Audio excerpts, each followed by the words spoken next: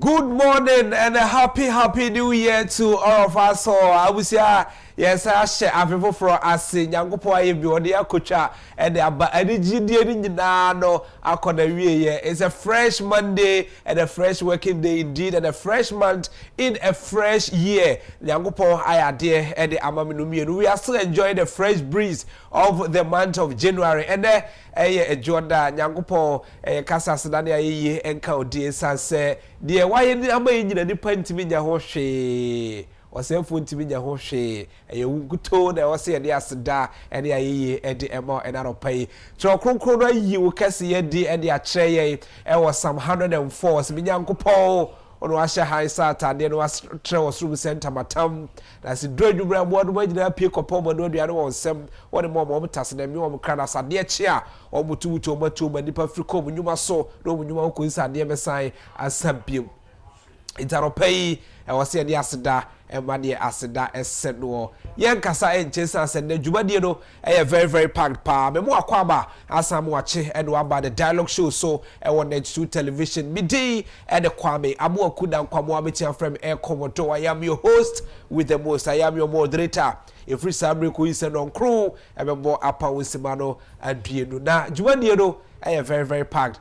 Now Sunday and dear my air cost with Jubadiano in the I'll pay you know weather update and bread war and also so able to that way the motivation so about I feel the set and the see and so and was it to me what can 70 be brave but did you know and rather than go upon the day it will be to the end of and the action and also the musem and don't come back they make catch what I say what set your agenda is be brave that's what it so and the year 2024 2025 2026 would you rain your castle man what to be a year na Uncle ye and found out the make catch on say Jabby be a share and sa catch the say ja after 2026 Maupe and your ho Maupe and your said Mary or more for the corner and channel catch and no simidie can be the more different so the Jape and then your hoti young catcher and say around the Maupe and your say I read the wall so one catcher and say Randy after 2026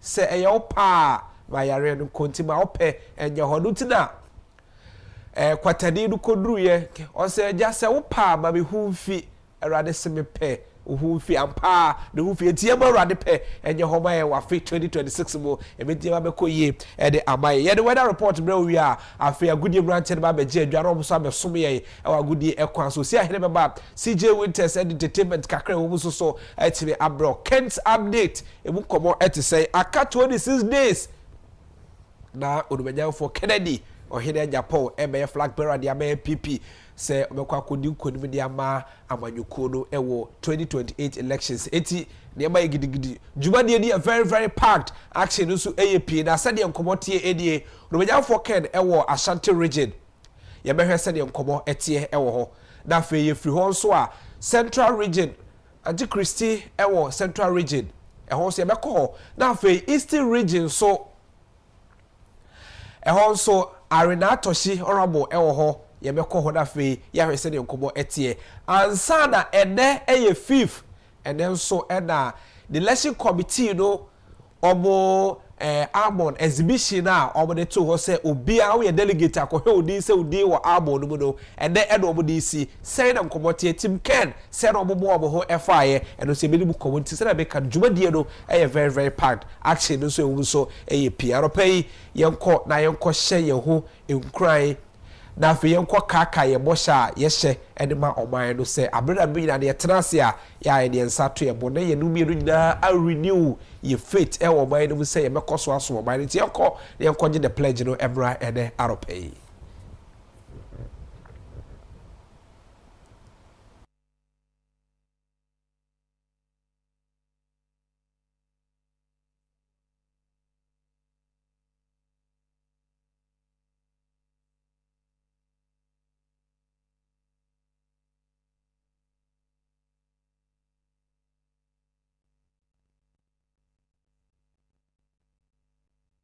All my heart, I promise to hold in high esteem our heritage won for us through the blood and toil of our fathers, and I pledge myself in all things to uphold and defend the good name of Ghana. So help me God. Abusia we any more sha ye show my say abena nyina no ye be koso na ya ye de pa e de ama ye nkona fe ye ko se de e we busa krem se be ya fa donhwere edudu dan ya edi edi na e de no se de we busa krem se be ya fa enie ye hudu se e bokakra ewo wiem Ghana afana ba bebre no ano ebo kakra ewo wiem kanka ba bia kwa ibreto ewo ba bia bepo edo tan ewo eda no ekwadi mo na wia mediti ede abaya abawia abo ede abaya no na so ebeba bia afadu bebre no ewo boy Ghana kanka ya na afofo no betime nya wia efiti awia bobrem ekwadwubrem no so akra ebetibe gugu ede abaye ya na yakai ahye so enso ewo ho atifi fam eho bekoso ahye ise awia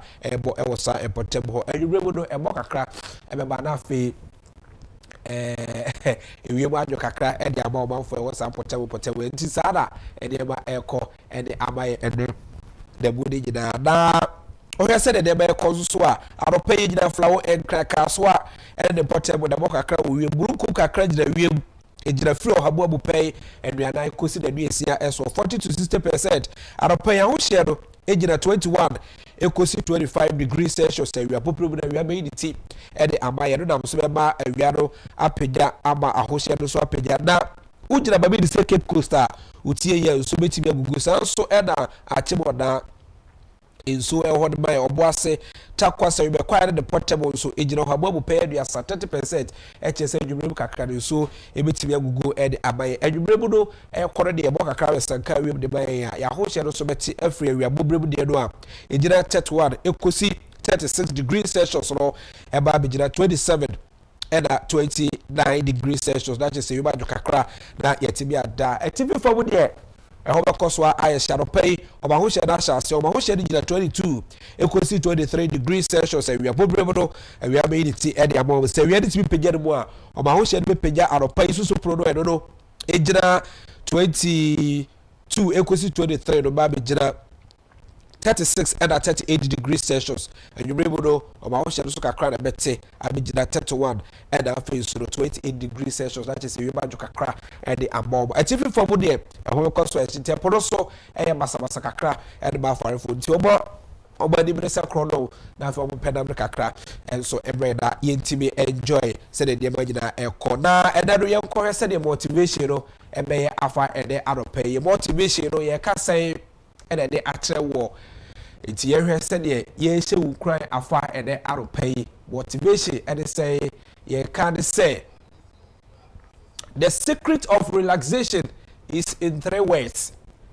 The secret of relaxation is in 3 words. Let it go. The words there, let it go. The production team they catch us said 2025. They're the course. So 2025 did they see 2025 amania better buy or how better buy let it go so that you have a new month, you have a new year to progress. So every relaxation be a secret wobudo say let it go manenko the ma ho kwan na fefoforo enso emra we and the catch on the out of pay whatever be the case. Let whatever that happens yesterday, whatever happens last year, let it go so that you have today, you have new month, new year to progress. So let everything go, whatever that it happened. For you to be able to relax in this year, let everything go. Madam ko apawo madam power na fe ye what is happening in this year for us. Yakache Yakopon send the pay enyo ho. Enti ama bibia enyo ho for ba. Itabusia say ena ema eko. Agudi ebrantie no beba na fe wo so abeso ye wa agudi ekwa so say afe no bibia eko ye na so actually e pipa tie hwe osi ahede eba na fe wo the world of sports so atimi aba be try so the 10 meter ai wo mo no enso etese bia bidi e de kwame abo akuda kwamo abechi afrem enkomodo your host with the most me basisi a with owa ahede eba na so si ahede ede sports so eba aba be to so the dialogue show so edie me basisi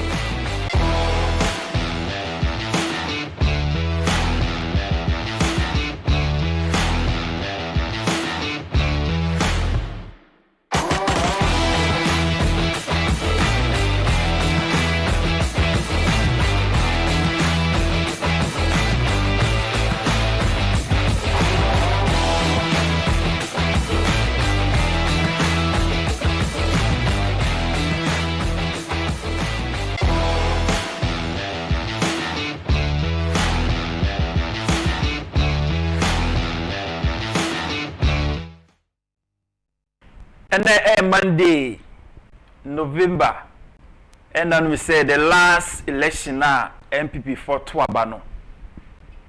Of course, so that was 2023 year. This year, 2026 year, a basso 31st of this month. They are not pay, may they say, a show crying, a catch on the say, Kita wujidi enimu. Kennedy or hene Agyapong na wonya no mugidie no kitamu ema wa ba mu akaka krabi na kunimdie no aba enti se de ehase no saa they say that no pa bia ba when a cans warm up sports die bibie wum bia no ya na ye warm up ye warm ye ho up bibie bia no ye di kan warm ye ho up. It's fatal to me say between now and 31st day of January 2026 ebe to abano edema Kennedy or hine Japan no me no share was sports so bia ye the cans warm up ebeba na the oma ye tie wa say ye youth no ye make your mind clear say he's the only person ye beto abadiama no come 2028 general election because ono pe and what that proving track record to show say ye create job among the youth of this country enye bia ye no wa shase dada I don't be okacho say when the kind align up billionaires the person what tia say 31st of January no ya to about their man they just moving nefe no factories na wa shase no wa be expand no. Enti we are the youth of this country didie na wonya wo mu no from Paibota MPP esian for na say 31st of this month Kennedy or hine Agyapong remaining number 1 on the ballot paper. Enti no pay kita udidie ni mu kita gidie ni mu kita gidie ni mu na fatu temu say Kennedy or hine Agyapong wini 31st January abato because your youths of this country get an numbers no. You take a decision that says the only person I don't know be na penny be air castle uko kumasia obetumi akọ by land obetumi so akọ by air na tie the difference na say akwanto mi no ni nyina ba wa kodu but name time so candidate air competing nyina sefata but baku ma more than the bar akwanto no ebe short ekunibie no ebe short that is Kennedy or hine Japan that is the point akwanto na mo pese mu 2028 no pese winning power dem MPP the only person about to ma da kunibie no ayentem quick aye Ken or hine Japan entianopay me the cans warm up on besia cans warm up no me the sia no pay na me show cry say kwasuki tagidie ni mu na kunimdie no eye dan a January 31st nyankopon be kasa Ken or hine Japan ebe wini abano hwini wa besesa de obi aka bia no obi anka ye den pabo atachire ye den pabo atachire de esiye last Friday ewo nyame fie no ebesi 31st because nyankopon akasa Kennedy or hine Japan remaining number 1 on the ballot paper. Femi Osia Hinanope Medasi. So by part of the sports segment here ewo Net2 television. So here live on Facebook, live on YouTube, nina na 2 TV, GH. Na if you know, ye come on now. Let's talk about sports. Okay, they want to say weekend in the Rapo Ghana Premier League. First one Bibia Banaviye. Bibia Banaviye. First one Bibia Banaviye. Nena Pennybehe Ewo Sedu All Blacks. Enya 2-1 win over Krobia Kumasi Asante Kotoko. And screen now no that final goal na etati mu no. Sedu All Blacks. Enra Charlie ahode so enuode so e na mo che Krobia say mabade ye mo akwaba but pass some of the victory fi ha ko David. It's a wrap. What? This is Ghana Premier League for you. I just said no Oblast for you that important victory no. But that's what they no on ask we have pseudo fans no, pseudo supporters, pseudo yes, fantastic. Producer number 1 Chief Justice Obedjuma pa. It is fans na was pseudo hono nra. This is Ghana Premier League. This is GPL. This is the reason why I love my Ghana Premier League, because the most authentic league also the entire continent Africa. What I say, this is Ghana Premier League. I don't pay. I mean more pseudo fans in our so say, "Maji your league na tumu, mo make you so league no ebenika." Now, you switch to Takwa, okay? Because and now Mediama, in your 1-0 win over Team Hasselhoek, and also has former player Salim Adams, and I said that only go no to Madarama. Yakwenim, Hane good.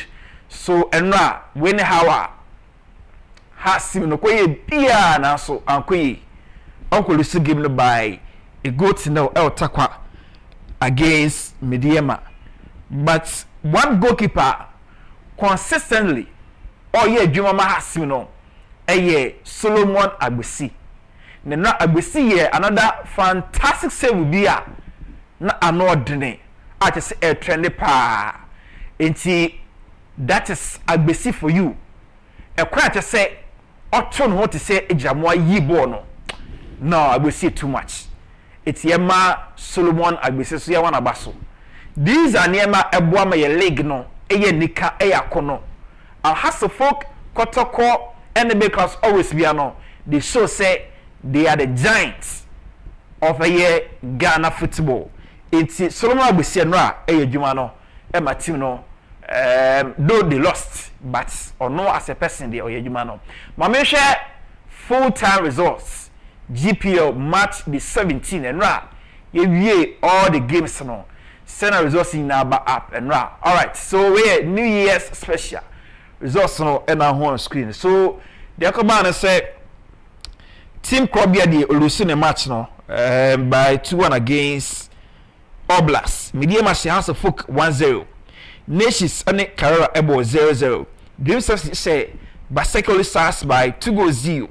Wonders LUC 3-2 against Ibiani Go Stars. Bichim United share Become Chelsea by a good signal. Ediana LUC 1 against Vision FC.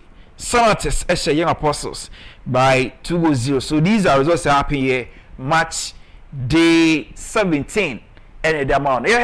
How are the top scoring chart in it? We will say Samuel Atakumi and lead that top scoring chart no after CVA and Ra game say course. So Samuel Atakumi be any go Stars and on LED with that list no as players are our goes followed by Imano of Nations FC, Prince Chineboa, Basekoli Stars, Rudolph Mason now share that winning go against Kotokoro Toso and 9 with 6 goals.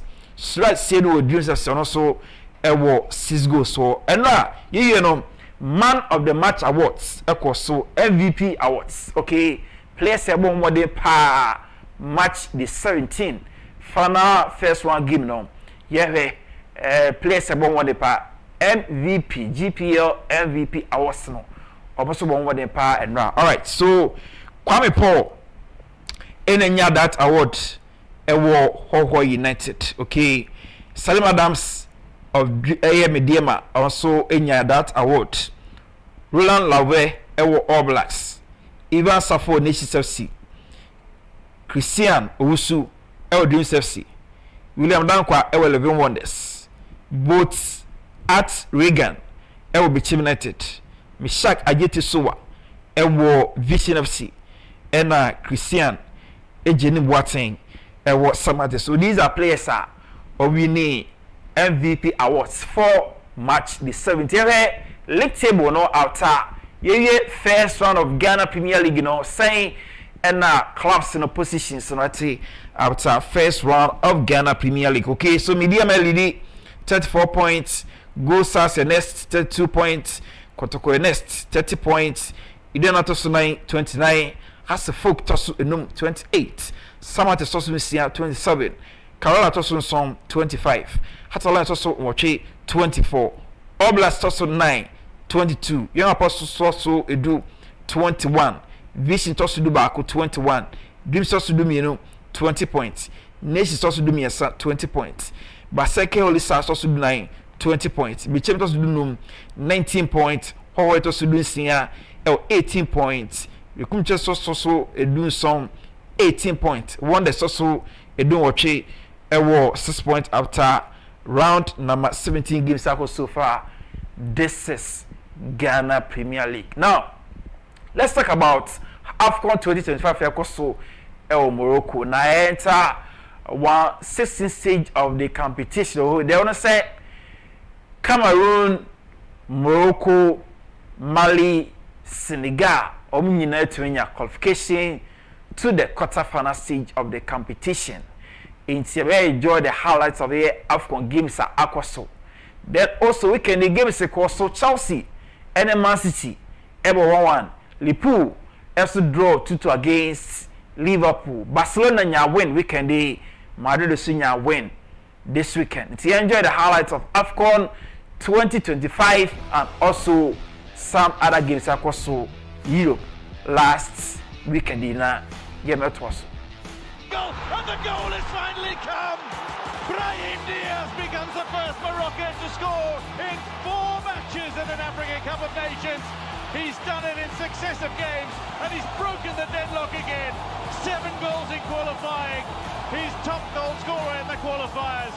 4 goals in the finals. Top goal scorer in the final. Up and down their right-hand flank. Onside. Abdallah gets the shot in. Oh, what a goal! What a goal here for Ahmed Abdallah.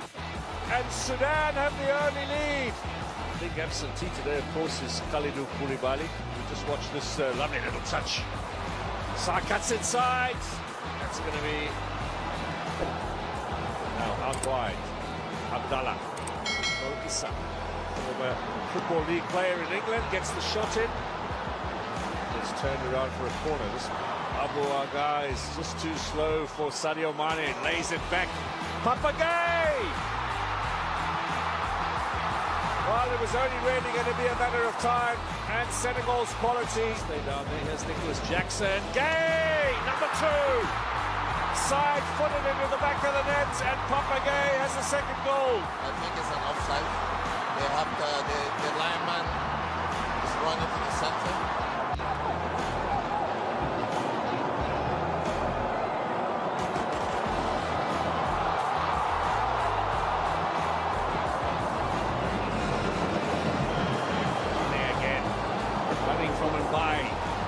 He's got a touch, but Mbai's ahead of him. Ibrahim Mbai. Oh, special. Super special goal from the teenager. That's a bad day for himself. This is a young man that, And he's found Olmo. What a goal that is. Danny Olmo with an extraordinary finish. Right on time. Olmo off the bench, onto the score sheet, and the RCDE Stadium cannot believe it. Listen, Phil, this is one of the players that you just need 3 or 4 balls to create magic. We saw the first pass to Fermin earlier on, and now at the moment that he receives the ball wide open, first touch finish for Danny Olmo. So fantastic. We said that he could make the difference. He hasn't been receiving a lot of balls, but when he does in that area, he's always reducing. So fantastic turn from Fermin. Very quickly, very direct as he is. And then it's a good pass to Olmo. And still Fermin, and he gets past El Hilali and pulls it back. And it's found its way in the back of the net. What a piece of play that is from Fermin Lopez. He's made that goal all by himself. Mauricio's touch has found Reinders here. It's tight. And he's found a way through. some serious technique there. You never want it going past a keeper like that, though. There's a counter on and Cole Palmer on the ball. A little bit behind Enzo Fernandez. It's a good spin, though. Oh, Pedro Neto. Huge chance. Now City moan. Well, they had the ball. They could have kicked it out, and Chelsea could have equalised. Now, and we're trying to get forward a little bit more. I wouldn't like to see him. Good layoff that from Haaland. Cherky here for Bernardo Silva. It was just on the soft side, and it allowed the challenge to come in. Delap, good take again. Donnarumma's first meaningful save. He's been good since he's come on, Jody. Liam Delap. Why are we not sticking the ball in the box? You better do it now, Gusto. One good cross and it could change everything. Enzo Fernandez! Yes! One ball in the box. What was Working well. That's his food and drink. It's a brilliant finish.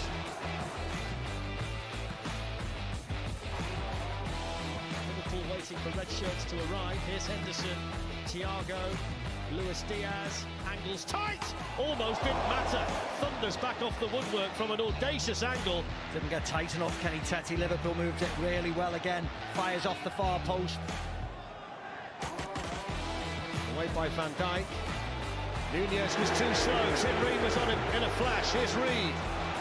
Neeskens, Cabano to drive it. Hits the post. Fulham so close to a second goal. And it was all about the desire to win the ball back and set up the chance. It was. And the strike, it's just beautiful from Cabano. Just swerve it into that bottom corner. Alisson can't do anything about it.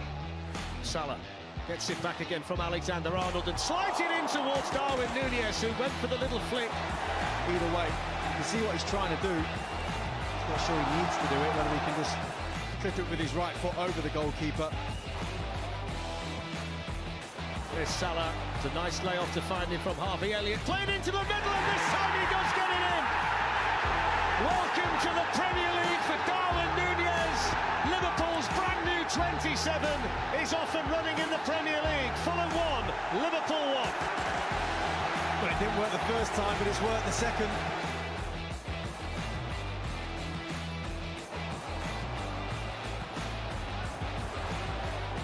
Mitrovic runs at Van Dijk and goes over. He says penalty. Andy Madley says penalty. Virgil van Dijk says no. Mitrovic, and it's 2-1 to Fulham. Craven Cottage explodes. Virgil van Dijk, the offender, and the error punished by Alexander Mitrovic. Into the final 10 minutes here on the opening day at Craven Cottage, and Darwin Nunez and Mo Salah.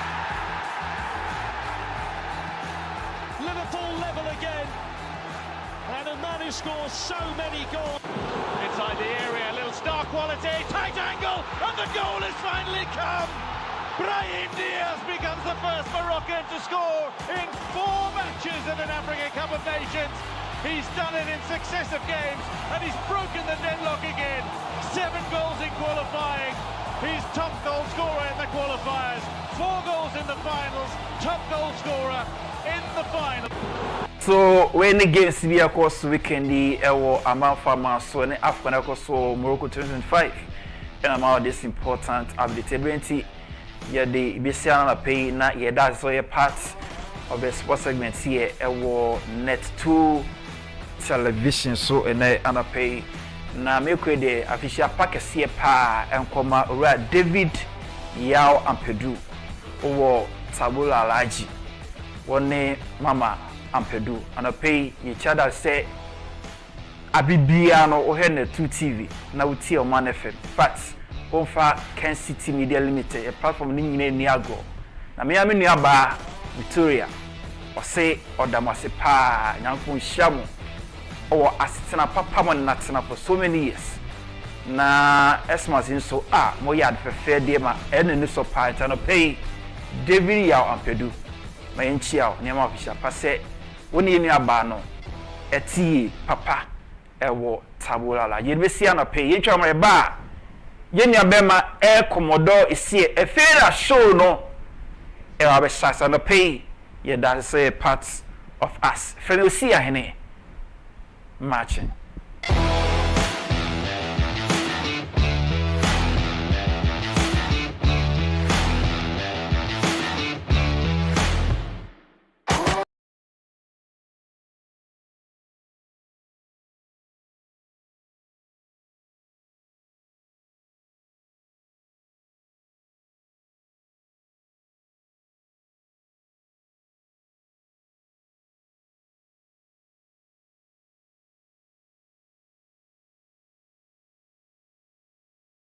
Right, abusu na 32 after 7 no so about Paunsima no edua sam you know ebraso say me je adwa na fe me de enkomo a ho nyina so etimi edi ebrel e the dialogue show eso yemfa da emfama osi ahene se wo the tidbit around the world of sports eso etimi bre e the dialogue show yi eso na asema me ka chewe da ropai say yenko yi breakfast calendar so e the aropai e de e joda January boso me da etoso enum e wo fiempinu e de aduenu ensia emu na kai na hye no so say enero e ka ho ye twa na mako 5 days e wo the month of January emu aka 26 days and the month of January ansa na na ye twa wa afibu nyina no this year so ye twa 365 days and ye twa ene e ka ho ye twa 5 days e wo mutaka 360 days more and the man say be ye bibia kama na ne man so akoso ye e de amaye na wo twa na say Don Shria Yecha wa Fibu Jinano, 8,760 hours, and a Yecha, and what the year 2026 emo, and then Eka Hoa Yecha Makumako, 100, to say hours on Makumako, 120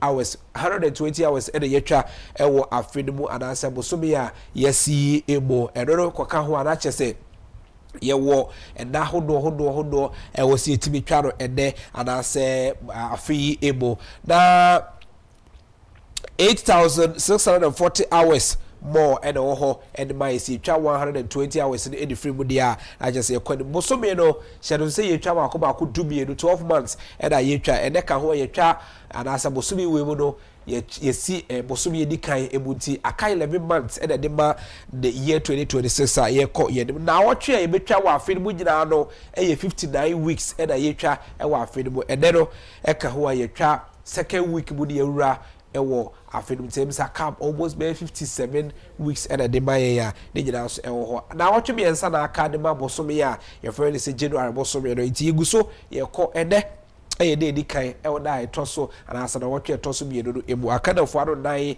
and a demand na watwe etoso bi edodo emu nti say they would do awda be more happy birthday yo mpedifo bebre no a obudi awda no ene but and then so araho se ba ko asi ewo bozemi fum no and say honorable Nazil Turi Mahama say ra and a yarity say what one another was said do and honorable be able to share do honorable Nazil Turi Mahama Yankopon for the crazy ne and ye be pen crabre enti Yankopon bo ade for the cra in see ye and for but still down no yonko update would say Ken's update say the boom kobo etie and then out of pay but the car catcher say ye won crop for and pedifon no better change kobo paisa say original for Kennedy or Agyapong e Ashanti region also na Mama Christie e Central region Honorable Irene na Toshi e Eastern region it ye be call all the centers ni na ye wi so a ene and the election committee no omo exhibition omo biedi to ho na de si ye be Honorable Ken akachiri akohwese de omo ede obadi de atire FI eno achi so no na afa ya committee na kasa ho de no obadi committee de said them committed a be pa ba me kwa ho ba so na me de ora ya brefo ebo enkomo ye director of operations Edma Tim Ken e Ashanti region of what me kind of pay ya me watch we are for about mo so bibi aboko de ye the radio say Africa Panso mabodjuma muguso abodjuma pa I think connect me right you know say original for Ken share phase 2 of the Ashanti regional tour no ase wadaroma washa safety enra ehefa da bura and that do said wo die constituencies ahe and akama the say so finish e wo day 2 and I say the second phase of the Ashanti regional tour no we know that I'm sorry we were the third phase campaign I phase 1 and you I phase we see after the third phase right in third phase we started with about 15 constituencies. We are doing within 4 days. And one night, we are done. And my start here. That people come back for. The people come back nearby mention of. The people mention of nearby tree. And we will share it. And I'm a prayer for patriots now. Nearby mention sites. Now you call it so. Nearby the war for you. Ya me ya do na chinamo yɛakɔ start wɔ Kwadu East nti from Kwadu East no na back up na yɛaba bɛwie wɔ Bantam Almighty Bantam. Very well. Very good. And I say, open. Say that the door said I will do Ashanti region. 4 days. 4 days, right? Until they call, and as they go home, Obuasi West near the Asoko, Mote. 4 days near Lumina. Very well. Very well.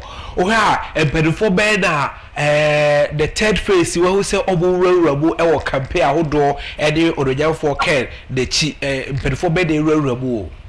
Which are third phase your former Ashanti Regional Minister, Ashanti Regional chairman of the New Patriotic Party, Honorable Robert Yamankwa. He's with us now. We're joining phase now. But that's the normal idea, Chibi. Agyapong watching, or just say empty.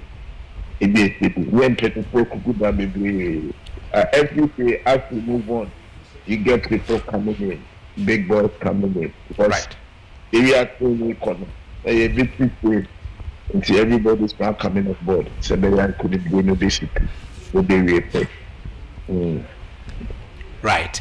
Right. And before saying the call, we say then so and our committee the say exhibition or a road back Tim Ken, Ashanti region said I would do a dear Chirafa. In fact, it will our men on the ground. We are gathering all the information. Now, baby, why the planning you cry on the scene and say, well, a digital person of or not Instagram, will do also. Well, as in being that story, we and baby also information I have put in say, I will be trade for you. As nobody need or more replacement, I am man of my cancer. It's we gather all this information. I am good for us. Maybe a problem to war, maybe a problem to you, or more who I replace you. We make sure that the committee will take their names out of the album. And the album, when said that we are the best stamp personally. That's right. That nobody will use the person's name to come and vote. And some of the areas, no. We cry and you say, you so, maybe that's so. We so, like you'll be grateful for about it. It means the fact we say, Abia, you are grateful. No, why no? You are asleep. So that's right. But we know our men are taking care of the city. After the exhibition, we bring all those reports back home. And then send a copy to the election committee to make sure that the right committee. So everything is under control. Right. And I'll pay Timothy Rabu or him found I shall say they told us. Yes, that's what I was asking. Very well. Exactly what I said. About the yes, that's what I was asking. And the question, and the good summary when it the excitement for people seeing on our book in Agyapong. It's overwhelming. And what call Agyapong? Would you believe that Taxi Drivers Association and by hope of book to the catch and delegate there? They want on our book in Agyapong. And before the back, or more by your campaign at my party. And normally, who was something, Minya, governments are ready for honorable Agyapong. Very well. All what the delegate needs to do is that let's believe, and I'm telling you, if we pay honorable Agyapong, 2028 December 7, NPP will take the election. Come back to But I say, I don't pay. My main say, yeah, this sobra when ya amaya disa enkowe. Actually, I best about that for me. Who be also ya be who come. But I say, I don't pay. The pa Otis here to treat Kobe a Uriah Brefo or no Ashanti Regional Director of Operations and my Tim Ken and I don't know Eddie and Kobo and the out of pay and with the dialogue show and so unity update and Kobo ye free Ashanti Regional about Besiako Central Region. Now for ya the air course or who say my make Christine Agyapong our big Christian Agyapong a robo our Central Region also say and a obo aircar ye be kwa and Komoro said the etie delegate a hodo and I hear tonsa and the frame delegate outdoor and the edible aiding come head and another course so on the 2nd January no hey yeah love church no said they love church so I say that just kuba what a pedifo ba ye de asede manya nkopon oh ye be dem kobo pedifo bi ho a ye no be disa nkobo de ya hwe said ye call ye koto aba na ye ntudwe ye mpo wodi kan de asede manya nkopon wo de waye e de ama na delegate ahodo nyina no ye nyina be kabo ye fa asede manya nkopon a na chese e de be koyie and I to say ye nya so fo pedifo bi ye bi ka bisa say o praise so do praise one so that way ye be manya nkopon e to say that is on your screens. I will share and then I don't pay a war the Love Church Horo na enyasim kuma all white obi oba ye bia de age e de asede ba nyankopon e wo kwayo fa so awoye e de pa e de ma de ba eti se wo be ko besi akan bi be ko bi ete saa na wo di ka de asede ba nyankopon a aya asan e na etie ma me ko Central Region embrace and se me di ka cho se me ma me Christian Agyapong our Central Region na me kwana me de Kenneth Kwansa akobo isa se Kenneth coordinator e de team Ken e wo ho ana se operations impo Ken bibia boko de yame na dum pocho wonso yeso ado so ho ya papa na anopai se de ko e wo the Central Region yo odikan no yebama etefu na ahwefu na afishiapa afisisi na yinara na yehwehwe yedatu nyame n'anyim a ofata hen biara na megisi de na miwa ya mahim afisisi na yewra kene Agyapong webezi MPP amanyonku de yene frankatui na yikuda yarebonto na dem Ghana fo ebisa Ghana fo ehwehwe no wonso wamensa aka na MPP amanyonku wafa ne kampa wefra ni really dama oya no kwa neda na hia na mami Christiana Agyapong oya the incoming First Lady of the Republic of Ghana come 7 January 2029 Oba Bakansa our Central Region precisely Upper Denchira West Yiri na yoko Upper Denchira East Usande neda no ya the first Sunday of the year ninti yeah only 2 constituencies na okokoshia yana mamenom yenianom mesiafo will form a part of the delegate wo kwakoto aba 31st other yenim no otikan omo na afishiapa osanso Mama water said say 2023 campaign na ye and po na bibi ankonyi ya also as oba time no ojina na name ojina nuku oye yenra Kennedy akompre kun Agyapong na name na the New Patriotic Party na name or the chopa or the mobia na mono yenina na fan foforo na yafa party ne kanko yafanye yana botai titira oda yenim osande amanyoku yana botai odikan anyide yebotumi na yenya tuma odubu mai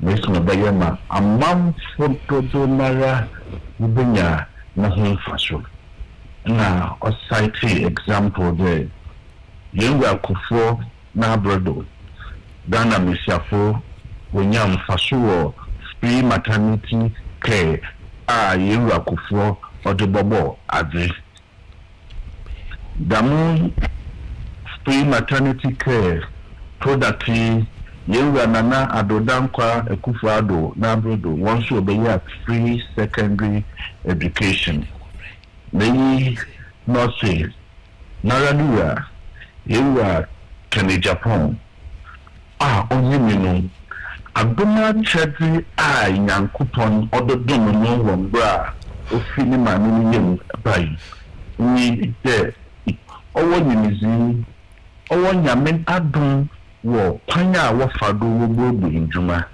nti ono wo jisi de the mo mufra mpimpima niwa kufona bredo through free maternal care wobobo ade na yewa adodankwa akufo-addo na bredo once we free secondary education and sesia mpimpima yerkese wo mudodo no mo hwehwende wo benya ejuma waye na wonsa akohonano wenye bi wada ma won maame no wenye bi wada ma won papa no nyinga Kennedy akompre ko Agyapong say na dum magana fe na dum mo be president obohwe wabebe njuma man yenya no nso wenya njuma ni bi waye meso be ma wonso wonsa hotum akohonano no wenye bi wada hwe hona busua wenye bi wada ma won maame no wenye bi wada ma won papa no o Sunday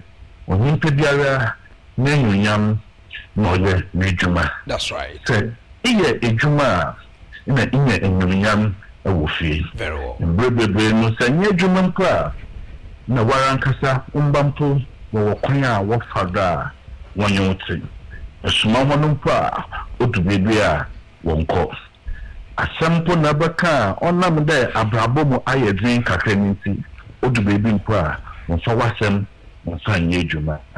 Na yi no say Minyanum mesiafa woye delegate woye ninye na ye friend noboa won boa na ono so obaba boboa hon usande as an individual yes ojitun the oroboa mesiafo nukuboa mesiafo nanso se tun no bakansa ma wo ye dadawo no obotum na waye no more onye mi de mesiafo dodo nara a wowo imfimfini manto mu ha a wowo Ghana ha woye dwadifo nti o say first and foremost ono ote wono hawase ote wono fandanda say he shares in the same plight and problems of them nti se oba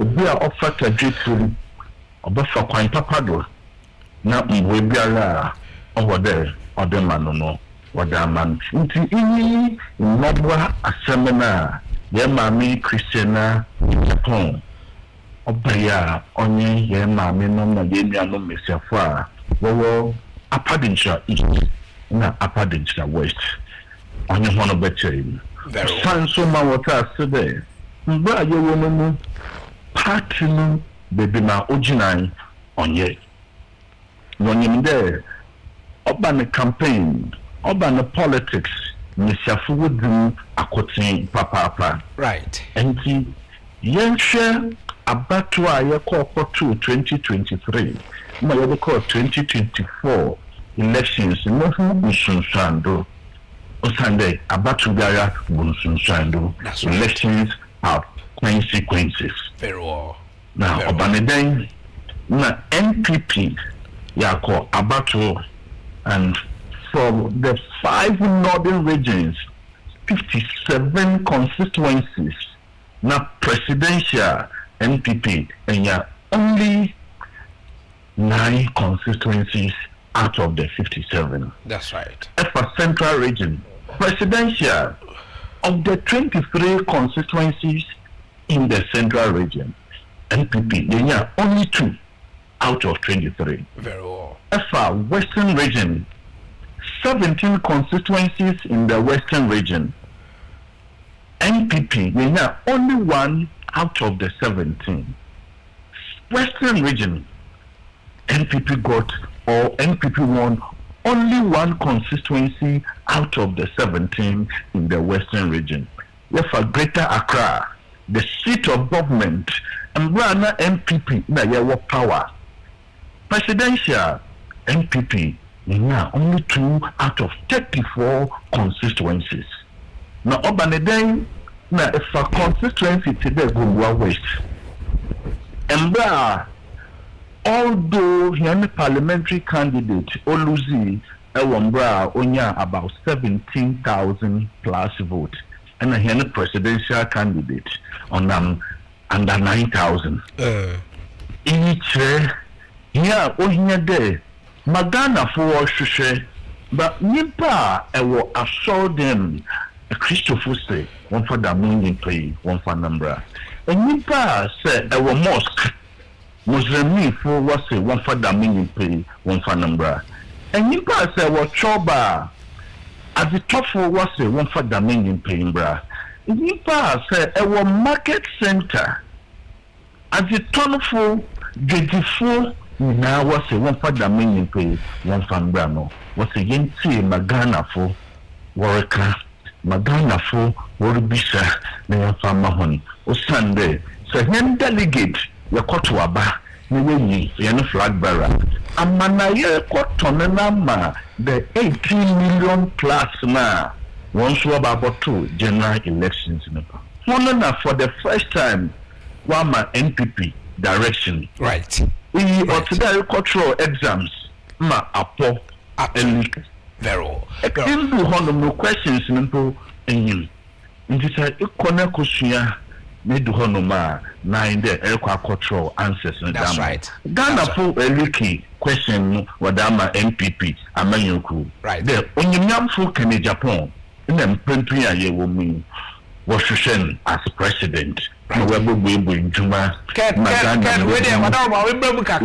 we say come on the credible but bisa say yeah ma be how many days was central region yeah ma me in all obey the 7 days I was central region really but no woman there you be break it for 2 days okay oh yeah many Thursday coming and we young papa nankasa baba from briefly okay I was central region hanomo na wa baba singaba Greater Accra okay na baba completely Greater Accra tono na finally wa baba completely homecoming na ye phase 1 na ye di homecoming mbrebe ababa sino na phase 2 no na se oba ye the 3 days na ebeye the last day and ye ebeye wo nankasa ne constituency eye Asun Central nti ye ma me obeye djuma Neda or ye 2 and the or ye 4 Ochina or 5 Thursday or rest right Friday or rest it's briefly Saturday ye boss or any race Sunday and the constituencies are all visited here dear Hebobi Sutre or ye yamene pa anope 9 o'clock ye ko Chufu Atimokwa okay constituency if you hono ma ye ko Himan Lower Dentra constituency if Himan Lower Dentra ye ko Commander Edina Eguafo Abrim constituency na ya baby no kwakra for the day ewo Cape Coast North constituency very well na meboa ochina yabotuado ewo mbra ye abra asebu kwa mankese na ya ye Asun South if Asun South yebotumu yako Asun North na ya babu no kwakra ya meboa ochina ewo Asun Central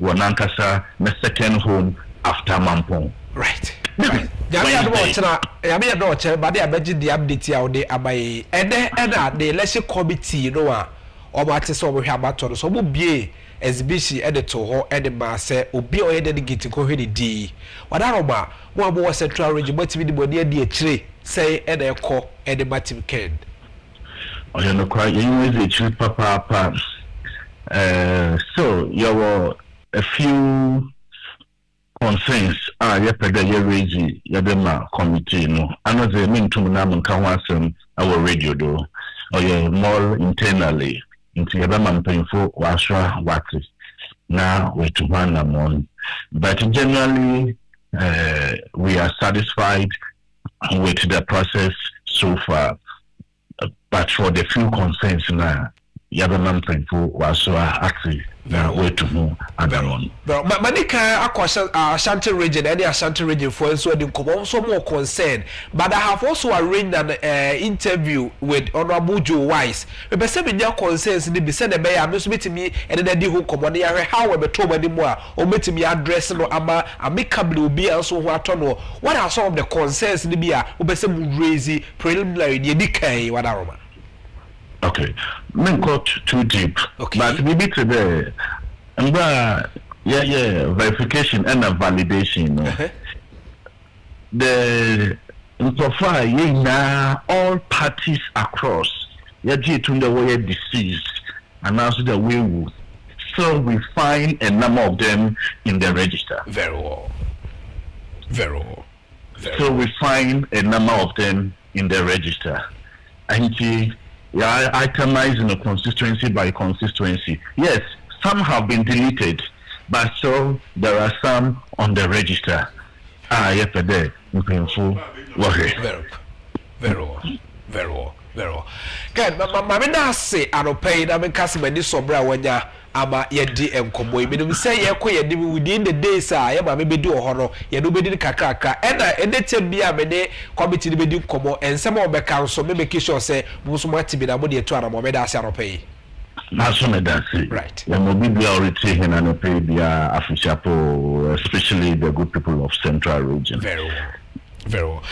I will say the permanent team Koboy Kenneth Kwansa wono and Central Regional Director of Operations and Martin Ken and I want to say ye do komo afa ye ma me Christiana Agyapong odi the fan makoma ko and so we was Central Region na fe constituencies by constituencies and there baby o regional no the tosu bi no wonsa atimi aka ye be ko Eastern Region and also ye ma me Irene na toshi e wo ho ye hwese ye nsa be ka ora Francois na ono so ye no amon komone ya heba bia ye maame Irene na toshi enso efa so wafidie eda net2 television na a dialogue eda utie so atia se eno ti ye di komo kakra all the centers no de miensa na fe ye di komo na wuramu kakra no hu update kakra e wo bi wi na fe ye call the committee no a ya mandate on some election so say as obi raise issue be omo fimu enso so still have their names in the abon committee no pedophobia me we say omo a omo fimu nyina no ye the stamp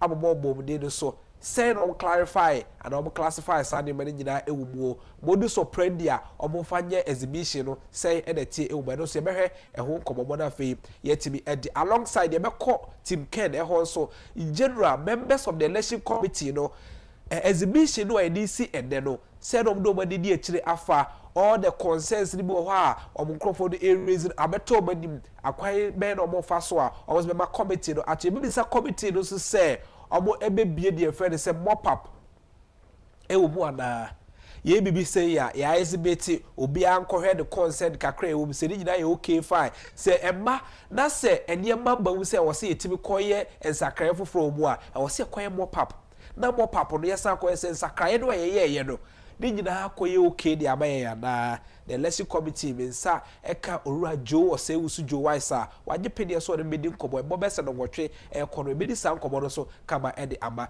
ye behwe se yensa beka orura Francis adu boate adodo no wa edumdi se Francois na Francois coordinator and Martin Ken was Eastern Region ye kwakwo hwese de honorable Irene na toshi the Kobobo etie ewo Rafa zo atimi nka pa ya Africa pa o mini afisa sane etie asene nkwane ahode ho da wo meja for ked flag bearer pepe that's right na ye be sha se ne ya ba oho no em se da no so ra ken so da mo se seja isi region mutimi gada nkrofo ba e ba mo nyina de aseda be ma yehu agya nkopon mini ayeso ya da na se bebre right sabe what you want to know how near money ne obrene or nam nyina no yeso ya na se sabe e ba ya man for ka bro no yes me ma then ka yeso ntimi meboa yeso ya na se bebre very well ba se dan de me e koma me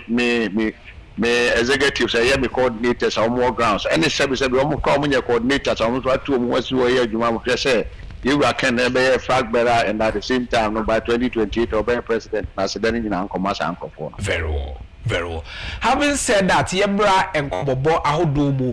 Bidim say Odwejamfo ba I read na toshi aba apoema ntemu abreda hye entoabo ase.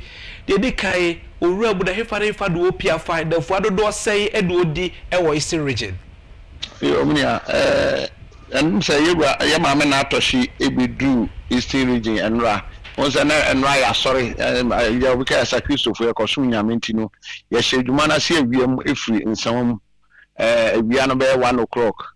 Ye fi ensam no ye be se ko ayensu ano ye no anuma papam ye ma me de message ni bi e ko ho na nwumre no ye ba be wi no osuhum anadwo be around 7:38 o'clock. So far no ye starting and run ye be obewo ha until on the 10th of this month and ye be hyase ewo you akufo-addo krum HB. Okay. If you are you be call Fanta Kwasaf. If you are you be call Atiwa West Atiwa East near Kuwi Wonkoko. Okay. Ochna anopa you be call from place. Akwa from place north and south. You who are you be ba abe asan abeda ko. Na ya be am price so ne abitifi at the same day. Okay. Now for the next day we afa e afa friends a brim of Fasia you be or da a chance say Swadru Sa the Abipi and doing any Namusa on the 10th. Very well. And the Mumo and the Juma, but I dear Bakwa, Ben say messages are Hodua. My Kwashanti region, I call her Robo Ken, and Washanti region, my Bas Central region, so Abehe is I say, my Christian Agyapong, so I was Central region, and I am my me, I read out to show Eastern region. Messages read the here, I was Eastern region. Yo, Eastern region, the M say you can message in India, Ubia in said yet here. Yamame, I read not to see so, or no, so why or bad time. Or no the campaign mostly age and homa about time say almost share bra omunina omo bre kwan mo fa so etete omoma na obeko school baby na sebi adwuma obeye kra no abi enche dani ho a obeye enti ono de ofre ewura Canada o hina Japan adwuma wura prekope say ono na obepia ba beti Ghana bre so o chereche mu mamanfo te ase say ono obi ni problem ewura Brian ono ne ye fine Yura Baumia on in Ayaduma as vice president on Ayaduma on Chadi or Tier, name or share and bring it don't want you any type of leadership or NDC in Ikita, any share by elections to try some Kakre course on Yadenwa, or no, the Nadim Pone say, Yura Canada or Hina Japan, and Kwana Samri, you bet me Edna Kogi your free NDC for and some, or two party force for I can say, said on my Jennifer.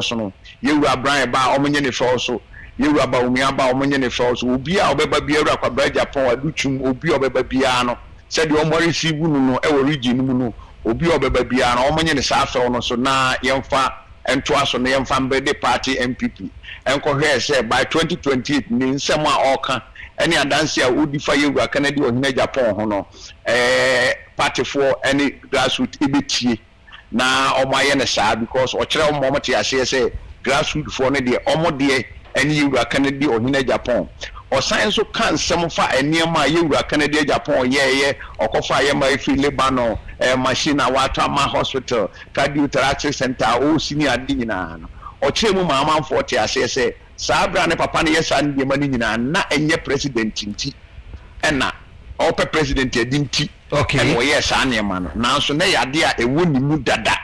Okay. It is a man for crab a shy, it room will be no Bikubisan as our president, and I was one be a president your own financial, and you don't be president to go chop. But at the end of the day, Yamia and now I say, Nsunyamini say, Sassam no kind in a chino. Jana for first say, or only between GFE or Hania Mania, you went in the Yame. Ama at this point in time, no. Apana I son against Obejina as president of this country. No, I'm a Mabuni, Ghana, Fuina, so Ahotaba. Into Yama men to see a message or the Namno, say ya na ni nyina e tie wo ba bia right. All Francis me do see no Eastern region and I was starting my some hint to be a funny aboard a whole. But we say exhibition akoso on the 30th and a committee to be exhibition at was and then on the 5th and I didn't have a corner we and so who the portable my range 7 day on when you for Joe Wise be doing come. What are some of the issues be a by exhibitions and what the the extra what the election committee and what team can what the the extra who ye bit me raises our concern be and the about the heard almost reservation a bit me resolve these issues in Ansana yakoto about the first na edi edibono yo munia am say abon someone here especially East region baby a ye wo ayipa e wo yesuhu de na okay no okay am say nipa na they were affected no omo ye petition e de bomu de call you Wise committee anim okay the information about and say omo nsan ko any individual intimate say last I think Wednesday no and omo san ye any individually a omo de call and we are expecting say committee ni be trans na omo ahwe but ade ba kwa make catch part na omo ati ase ne say omo ma bibia munya finance issues no omo solve because omo ahwe ya so who kwa betimi the problem about election na ye betunu mu but what ati ase because nipa ni bi o hwahwe obi a wo police or that on the day of election no a party agent or no yeso akodi independent achi or a party agent on the election day ni di wo nipa na yes you mo fi party ni mu no ono so ka ho ATM say party na so mo transfer because we hwe mu a most of the people they named as enkrofo ma could independent that you know only evidence be against them na say masa na man tra party ni mu a sabi e bia wo hokra na e bia metanwa and once me do the akwese ba bi so wo kra of support independent na party na you free party you free party I think say I know the idea I think there is a major issue that the committee has to deal with and I know in the level of Wise also akotra committee ni so and unfortunately you know also akọ independent da into how it is into media minim say committee ni be ya adwuma pepe se de tie because say your party ni ba bi gina ne de wa be wa bi say wo ye bibia kata so aye ne ma sunwa si bia na ne also mpe party ni right but na say aropai wa ba be say issues be magic akra free central region and magic akra free Ashanti region ti bi no wie be kwa ko try say be sabeka owura Joe Wise na fe be de ho komo de be si bia also e be mo aso ate say as a committee and as a member of the Kencity be that aropai ma mini amezo me da se bebre we wo fra me na me wa sori mo ya ma me de ne na mo ya ne asori de obeye pa o tu nto obeye asori ndi egusu ya asori anopai we da mase we so me da se papa abusia di pa o te se me de no edi komoyi eyowura Francis Adubuate de do no edi be se Franzo no e no e coordinator de team Ken e wo Eastern region o de ya ma me are na atoshe ado e nam our campaign ahodo ebutia da no pay but di komo all the 3 regions no am pay for the Remo no Ken Remo Ashanti region ya ba me Christian Remo Central region and na ya ba me are na atoshe so Remo e Eastern region abi no ba di komo de aka no ya be ba base ne ba be di komo kakra na fe ya hwe exhibition a party be 200 na no dey sie say na komo tie ya hwe say di ora Joe Wise be di komo na fe wa biebie de ba so de a kire e obuda wo so a wo delegate a wo party de ba no wa hu de ekoso sanso e na be do rabo Aboajijedu Kingston so ye member e de ma the election committee e wo team Ken be do so be di komo na fe ye huru se de komo etie se ye nsaka obi edu gina no be di komo na fe bedwafo so ba ye de gina ba be room ha e the dialogue show e wo the 2 television so be ba sisi a na be ba ye de komo ahodo e beto ato so e de about e de aropay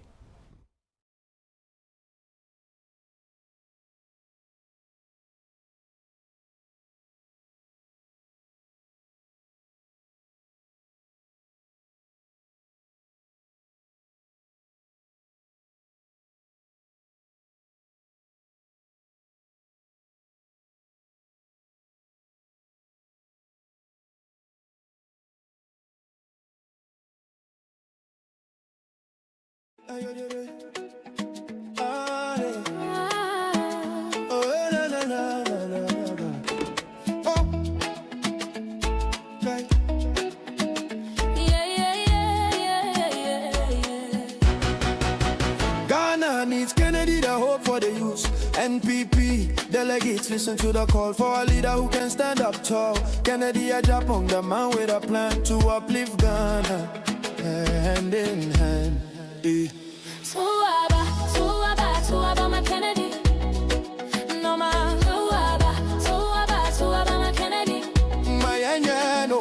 Tuaba, my Kennedy. Oh man for power. Kennedy Agyapong, no, my enemy. Kennedy agenda, Ghana's hopeful plea. For the hopeless, a chance to be free. Jobs for the jobless, a vision so clear. Kennedy the answer, year after year. He's a man for the poor with a heart so kind. A PhD, a brilliant mind. The hope for Ghana, shining so bright. Leading us forward with all his might. Tuaba, my Kennedy. No, my man. Tuaba, my Kennedy. My Anyano. Tuaba, my Kennedy. A man for power. Kennedy Agyapong, no, my enemy.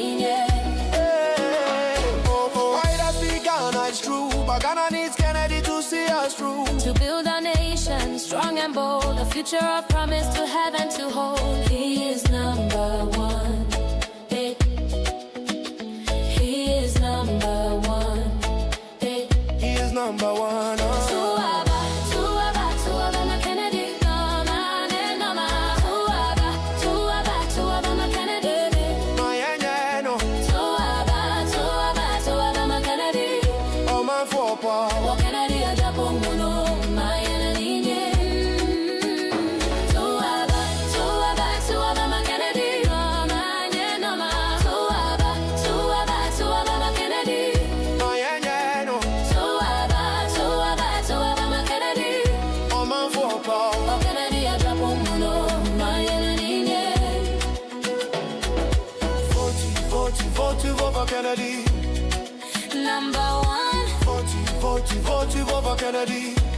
Let's get it done. 40, vote for Kennedy. The people's choice. And Kennedy Agyapong. Let's all rejoice. Oh yeah. Hey, hey, hey, hey, hey, hey. Hey, hey, hey, hey, hey, hey, hey.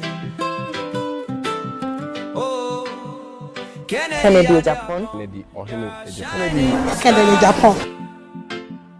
On the ballot paper, we'll take it far. With the youth and the streets, united we stand. Leading Ghana to glory, together hand in hand. From the ghetto to the palace, hear our call tonight. In a world full of shadows, you're our guiding light. Every heart beats for change, we're tired of the same. You lift us up high, your candy's your name. The dreams of tomorrow echo loud and clear. For every young soul, hoping without fear, you promise us a future where our voices rise with you at the helm. Watch us touch the skies. Yeah. Kennedy Agyapong, you're number one. The people's choice in Ghana, let's get it done. Together we'll rise like a wave from the shore. Make heroes out of hearts that have longed for more. Kennedy Agyapong, you're number one. Yeah. In every corner of Ghana and beyond this land's embrace, your vision gives us courage. Let's put hope in its place. We've been waiting so long for someone to believe. With your strength and passion, together we'll achieve.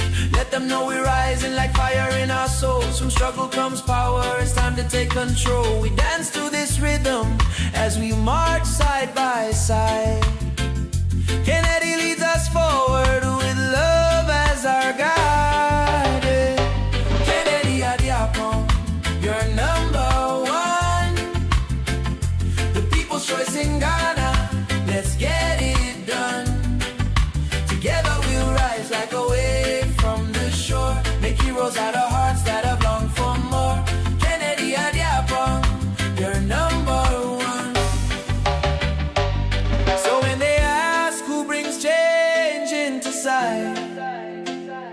Kennedy Agyapong, the spark ignites night. A future built on hope, where dreams never fade.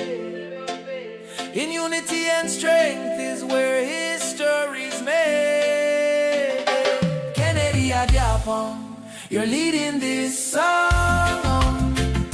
With each step together, we will right all that's wrong.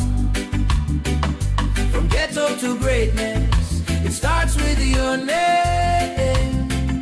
In Ghana we'll flourish, together we claim. Kennedy Agyapong, Kennedy Agyapong, Kennedy Agyapong,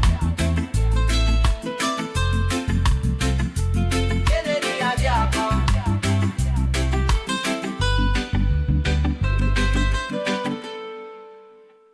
Hey, hey, hey, hey, hey, hey, hey.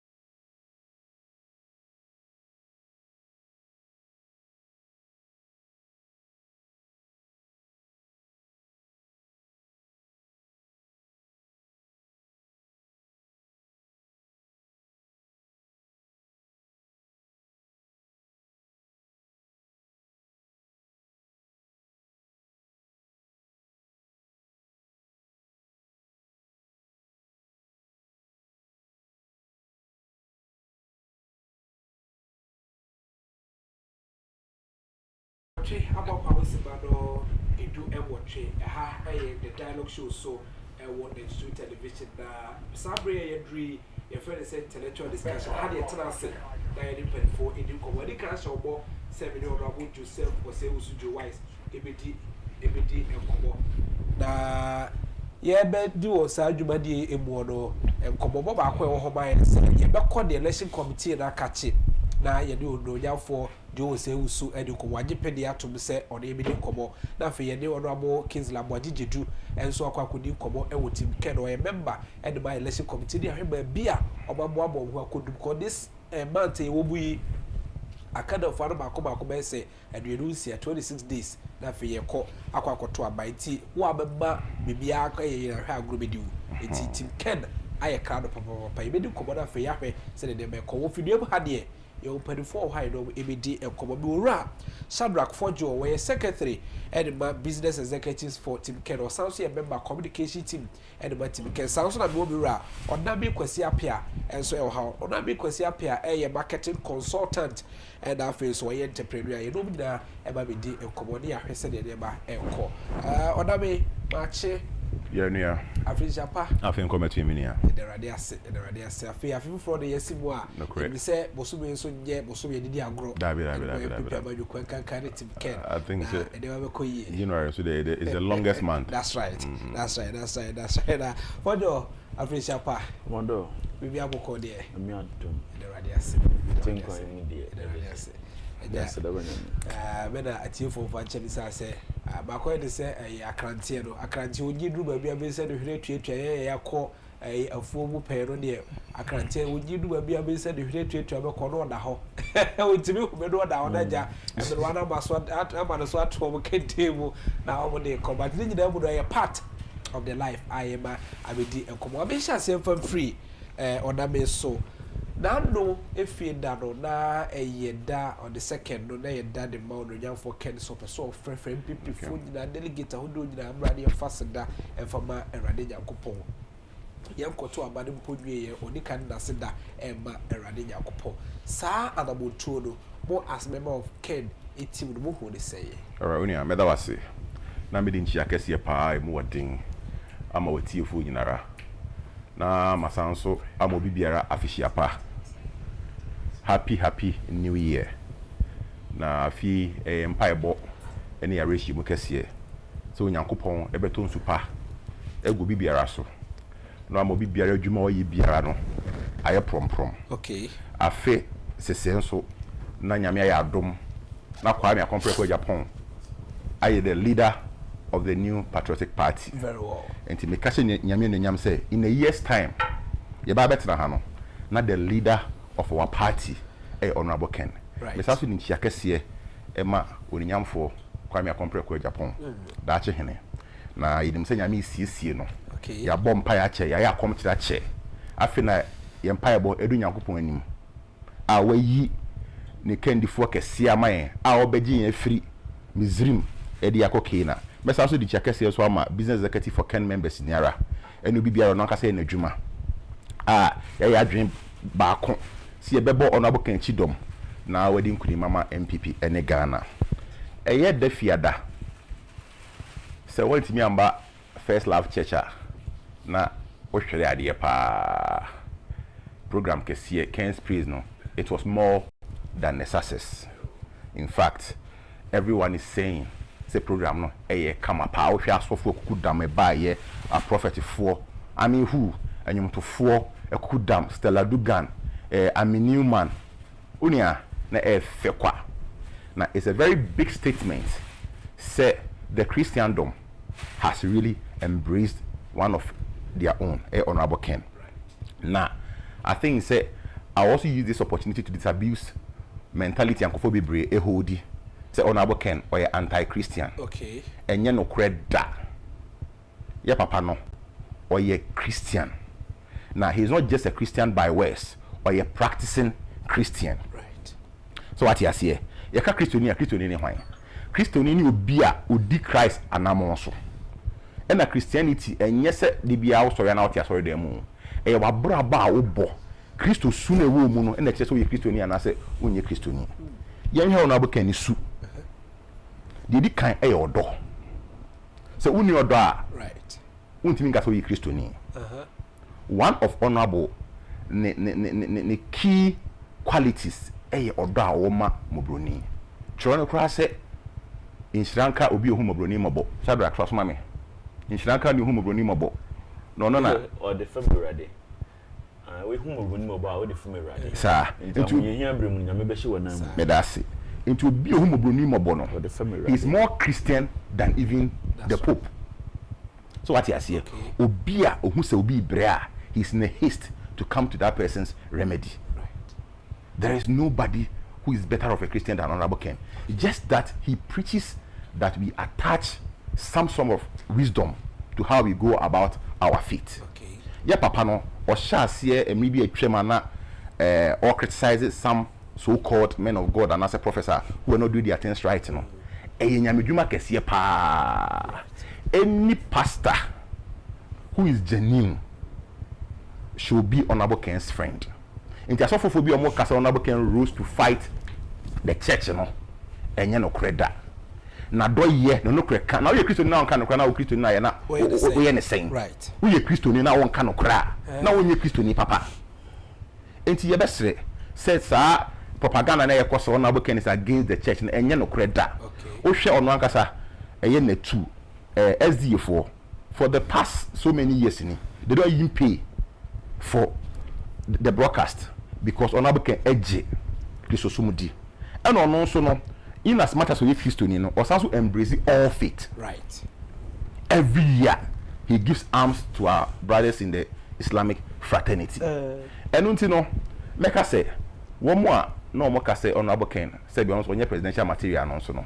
I send back my catch on say Embrea onyame suma odi for Samuel se onko na onko sra gisim emanim ba ko enwo no okoye no na ohwe omo amoso wa wo mo kasa boko wo bom bro mo ho ase wo so de ngu begunu so anyanko se da bi enye we ya ohun we oh we dey o chaos we o 55 wo de begunu so nyame se da bi nia owo wura mu ho no na yapo no no ono na nyankopon esra na ngo nti be se meka se ye ka presidential material onyankopon pe in determine who becomes the president. Na onyankopon honorable Ken ama yefidie mu. Na Ken president ye no eba be yearly program. Right. Na ye papa no onim say we are working very hard. Nanso onim say enye ne nipa pe na mu de nyame ayede aka. It on yearly basis we are going to praise God. Ye the campaign nyara ahye onyankopon sa. Enkom sense wa ba. We believe in prophecy a lot. Okay. So what you see in as much as enkom sha badon we are still working. Okay. Prophet El Bernard any difo kuku dam nyina ahye enkom say papa ne bedi nkunim. O pese hu odifo a ye hwe ne track record. Right. So what you see odifo bia pese hu say we odifo na onye difo o hwe the track record. Na hwe Prophet Bernard ne track record over the years what you say nyame nwosra e wona so pa. Enu nti no Team Ken e gimede nyina ahye nyankopon sa. Yenim say come 31st January send odifo Bernard kan no a position back on fire no that will be his position after the elections. Right.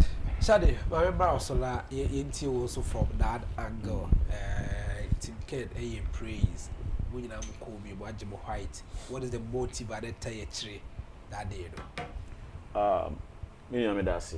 Na mafa akwanya Jesus na machia na 2 atiefo ne hafo nyina Oman FM Nap Radio Ash FM atiefo nyina anopa ye mo bibia afishapa ya datwe yan passe se ama afise akwabeto ye na ya sere ne bambo ene ni nhira na hoden for the year 2026 things that you were film ye nche de but nsema ahia se bo ba no anya nsema eye anika se nra kaso a esi jada market jadem new market sorry na MP enso so da form ayo see east and a lot of places issues ekoso esre nyame se 2026 ono an krokwa na onfa yintwa titiri nipa ofidue mu ha honorable campaign team omo office oba bibia esre nyame bambo ne na hoden ebio mesa afa kwanya wesu na mama me ankasa me na mponsanten kakabo 2 for brempona na member official pa atebu man hene na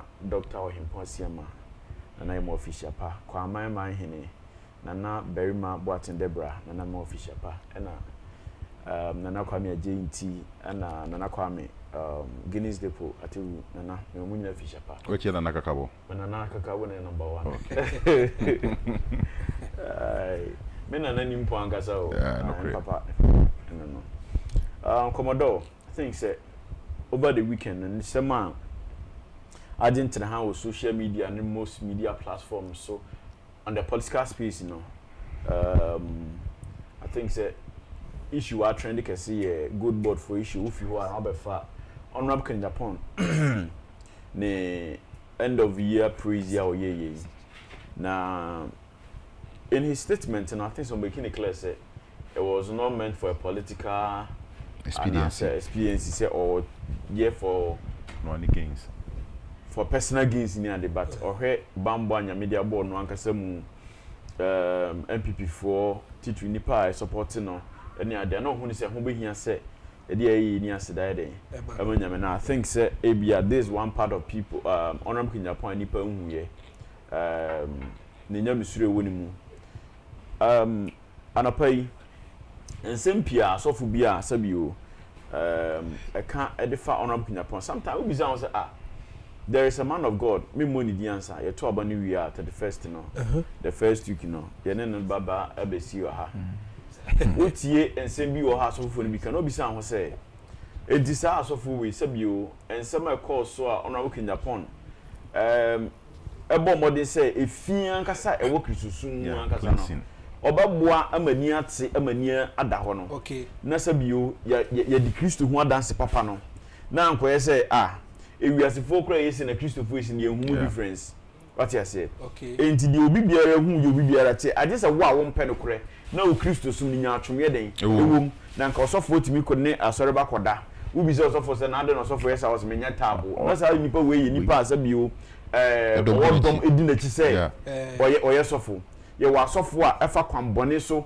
eja manfo sika eja manfo japade a lot of them and opposite wo bie phone lines to nipa asofo ni bi mo dupi o mo a bebre nipa bebre nkwa sori nyina anya because of anything no asofo we efa kwambone so sebi o any manfo girlfriends Adija man for ware ebini bini mu da. All these things came as a result of honorable Kenepon expose. Asofobia any pregnant women da directions ahodo yetimi do bi koto asori fe di chain ato ne nan na de ne fa a lot of treatment yeah nya Christopher asofo ansori sesabiu sa efi ni atanta de edi bu nyamsum aye Christo sumani asene ye nyi pege menanka onom kin Japan ede den ebe ka because nyame be woni mu no say ye beka nyankopon ho asem ni efi bi ataritar in the name of say ye asori na wo ye ka sire obi say wo sori na pa Monday to Friday de bia person si asori dem a ebe de na wo nipa kono ko watu mpon na wo man na wo tun atu mpon ejo na buke na po ka say eni kwase ye spend ye mre nyina wa asori a na se bi wo obi a wa dinu da ho nyamso papa tu you don't need to argue about it right what you say right so you o so for na what you asori dem ho na the person de bia bad beto offer be ye what do we call it tight ni ade ma no no kwenya menim no kwenya ba kope offering ne ade ade kwa sori de mu nyina no eje so sofo a sabio nyamisuro eden e woni mu na odi bi cry adoye di bia bo asoroma asofofo pina omu ni omu yi kasa kese etuto estate ene business akese kokuma nyina. I'm not saying so for many business but don't do business at the expense of your members right and fanya mesuno me statistica and free power what you say these are the things on Kenya point e kan wasem ya papa gina sorry ni sema before say ode ya papa gina sorry de beba ba be kwa hoba so be share but tie for ede nyina hobo say ye de honorable Joseph Oseusu the right honorable former speaker of parliament first deputy speaker of parliament be di ekobo ono e chairman de man election committee ye wo issue ba ko bienu bi ho a e wo se ye do edi ho kobo fa exhibition no e ho honorable timi kan pa ya be bo ache me ba to Africa pa o no the radius right right aware that best one say ofo will be kuba ya de akodi fa so kakra ase twetwe kakra e wo emfrifri na anopai ye di nkobo a na ndo 30th na mo bia kwanya to ho se party ba bia wo kwanya so meto aba didi abankra tabu de wo so kokko hwese spellings ba bia se de to the position do wo de gina e wo ho sa dwubadie do abode to ho ebesi enda abode kwada wie yero said akọ as a chairman of the committee would wadi edi ekira wadaroma yo don't drop if you something that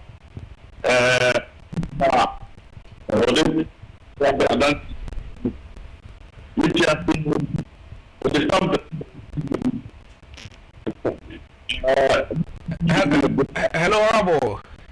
Yes sir. Wadaroma what ti shey bo na ase ebuje e de okay bia akra do ye nteye so wadaroma so be position wo bi mu na ye enkomoda ko yama bia wadaroma all right yeah fi de ye pa okay I shall say your feedback mako obi mo say bakwa me dey best me nipa no o ti ase and so register me dey some person in say okay and so me na abandon me also so constituency no we onye executive da and so the them so we executive no abandon don't so from central region we constituency no when you did my free and so you will be by the first or your patron no the shame there will be a woman and some pa the different and no crap now say no woman or customer and entertain and the whole exercise not the year one say from Subia Bemua. Be also Bemubia Bemua. Be also movie in the Bemua. I said, not a team. Right. Where in general term now the MIA, what her regions be, and the constituencies be a sensible SCC more per year okay. Oh, region. Okay. Another ako from central region. And if you were other places, the beer in Yamamani, I didn't really share the prophet to say, the BCDR would come home. And we are over the whole report of my beer, if you want, I'll say a threat. Very well. Well, and yeah, we are common to say about the aqua when there issues be a who our person rectify the man. Committee the best be more papa to say, Obia Bibi Kakra, everybody the one sound confess of a ye, and the man call committee no and mass clarification. They say be your member pap. It's we are common to say, you know, committee do see boy at the side, member of Aroma. Some of pap, say be yes, yes, I'm going to say it's a crana, you can't see the other side pana.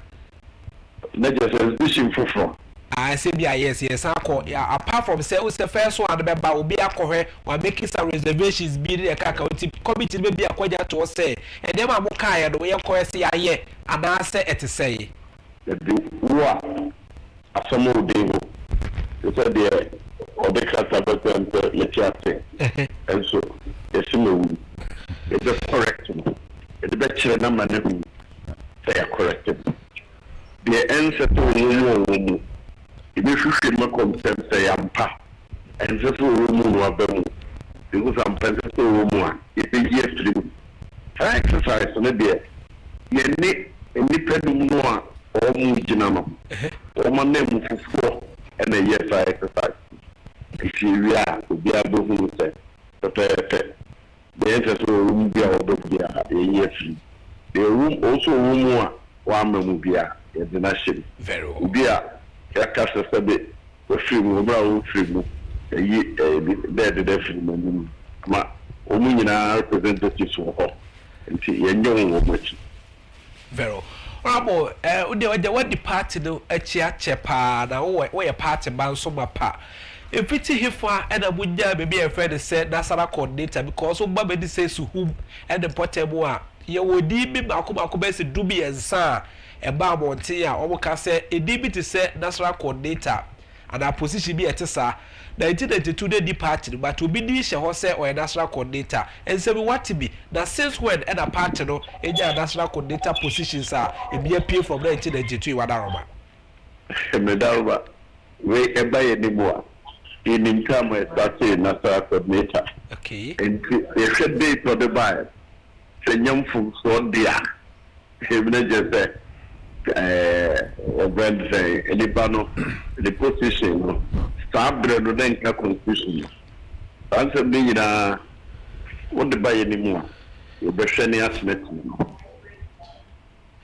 26 days and I hold the bar on the for Joseph or say who sell be produce flag bearer Adiama MPP Amaju now do a Juma as chairman of the election committee akona wiye. If it's in the equated first, no, what is ahead of the committee? Yamia Dumois. Any certain 24 pa Ura John Agyapong. Okay. Continue Nunabaka Kushia. Na the Yabina could be a bubble mamma near. It's a safe with her. It drew her. Yayo. If you are, Yokoira, then the akufo-addo. Musibako Bono, Amania, Shaya Yina Bubuste. A perfect work to Omo. A pewomu Nibdiano Museo Munyan San Obokutua. The boy my baby are back home. No be able to say, and they know. Very well. We are. Yene police impending for, electoral commission pending for, the contestants in our best year. You didn't kind of police impending for share back. You know, Musa, a stretcher of Mudia, you need that sort of person. Also, change anything be so say every way. Church the room said, Krubia, a way in character to be a honey better Abama. Passabasa, the engine of the record before. And your best idea of me electoral commission this year. We have discussed it in the beer. Also, year about to the beer advertising. It could be for. I think contestants no in Kasa. You know, we na bese chia. We have discussed it. Yeah, the amount of money rules, the amount of money so beer just say we need the age. Beer for beer anywhere. Very well. One Kasa home a ballot no. A printer of a in the page now. About contestants no. If no moment now so the power hobby almost say printing be every polling station. Right. No man can way no matter. It was It's really that basic that bay or the 30th and I say 25th and I said about wage that BCA. Oh, by 30th, let me be a chat. Very well.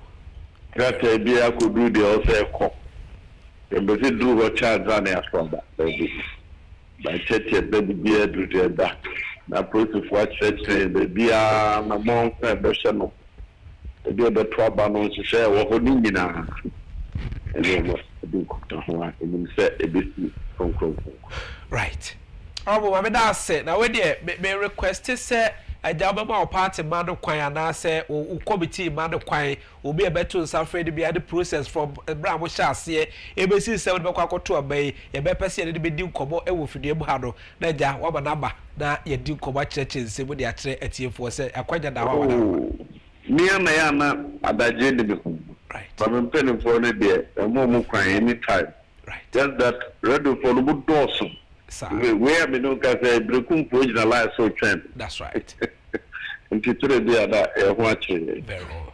Very well. Very well. Maybe that's the papa. And I want food to be the bar, party bar, or Bako to a bite to say, depending before I carry in the infancy. The Mr. Party Queen in an answer. Dear, we did. A few commonly. Money say near Bontis, so name to quack. And Sabi, a punching to quite present who a real right. My money boko, not the best. A one would be a woman back and a deliver to job. A two nothing be any chin. Very well. A planetary, a bomb partner, I could be. Right. I will be that Sebidu Siro be a message say. Sebo yesa is a crane and walk our board with we are. Depend on the whole bass and Robert who say, I feel they are rectified. So, we chat and we can say the bachelor. Okay. Okay. Depend on Casano. The bachelor and the other register near the worship. Right. Right. I will be that Saropay. It's with us. Very well. The power to 7 to Kobe, Right Honorable Joseph Oseu Sududo the Honorable Joe Wise or no chairman of the Presidential Election Committee. I asked to say I can't 26 days now on the committee no ye flag bearer the American people by you could the whole cobo at the end of far over road exhibition and then they see or see me be the abba be rectify. I miss us here for free for you also. Na ye koba o papa ye die ye di ruka kra wi na fa ya ba campaign bi de abesie koba wa die no say na uhuru the nsem kaye wo trust from the beginning ebesi na of the exhibition is bibi o ha de kire wadwen so a papa da clarify e de amaye. Mati Commodore, I think say may react to exhibition. My main fan no see o asofo for no 17. Very. Penifo say pie afasia na pra why den. Ada because pra on pa afasia. In 2 years of finesse will be sorry no work say as of we knew a man for a moda a be a certificate from man for her. Why would you have to come out and say this any person no can say be heading a good Christo song. No crane be phone lines to sims this year. I was also be a man for a mo. Sir. And this will be about Becate Munya Suban. I then as any panel will be a good Christo to money say. What I see. The museum will say, Honorable Kenya Panel say, a bit me a good room, sorry. A bit me a good Methodist. I suffer for best sorry by attack Honorable Kenya Pan. Who is the romance of Becam? Who is the Methodist of Pentecost was sorry. Because more masses said that change this school about so more in this sense. Mona, I be a problem at the Your pardon, sorry, make key statement said. Also, let me put it to you. let me put it on record. Say, Honorable Agyapong expose was never against Christianity, but fake pastors. Okay. God used him for the house cleaning of the church, and we are grateful. I think as of for you know, Ghana facing you crack common didn't answer sorry be.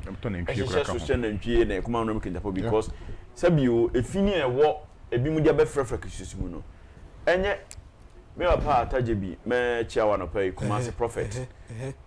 Or say, as of man be as sorry, say Sabio, as of for the bishop, and commission, and no being a quantity in commission, said the watcher script, I may be a movie. We and commission yes scripted, a dinamia can of crew, right? Until by 31st, you be one Susan the body on bed. Ebefa.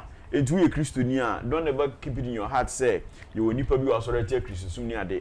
Won't come out of food, Subanam Pastor Papa Day. Will see a cardio center almost about $6 million. Christo for Cremo for some when you never come free. The bottom sick, and I will win the can out the top Bentley. At a roost, you also soon Yamasi. Sandy Pana or yes, I do you. How can you tell me this story? As I say, it's you'd miss you all. Okay. You made that. Wise, I think so far so good. Omobe Juma, Emma party na exhibition review of albums, various albums, and I think say Oko campaign officer Nipe Oho, Mr. Andy Mone, Honorable Juju Roxen, Nipa was side Nina, so Omobe Juma then for Honorable Ken Camp because some of these revelations say will be a woo, will be ni Obinia executives, they don't mean account. They are trying as much as possible say. You be sad in a film. Now, some of your counters will be and say, wow, about 3% we are Saba India, Sabu, and then Nipa near day, Edaho. And this is the 2023 now, you walk a drum beer, marching Nipa Sagumachi Ebrum, but this time around, that will never happen. It wouldn't know about new percent or percent.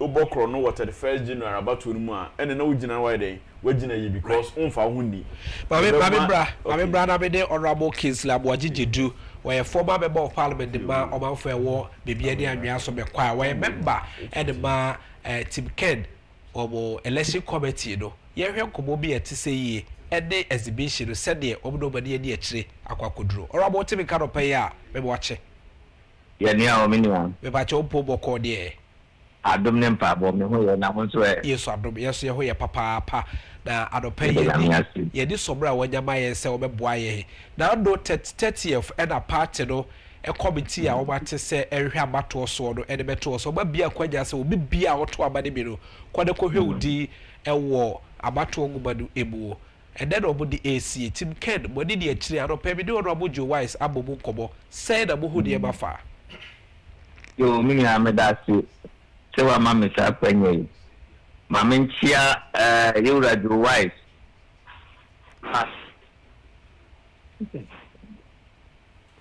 hello Rabo yes Yura Joe Wise chairman of the elections committee Emma presidential elections you know me bona basto Emma na fishapa say why ya dear so far Majuma esto yemi Olubia when you're not to India they see so far he's been fair and firm into as a dark as Emma or known in the team now na me chia team 10 members and then Obibia or team me titru ye supported elections Eblaba ebe si delegate you know ye chia Obibia ya yo official no kure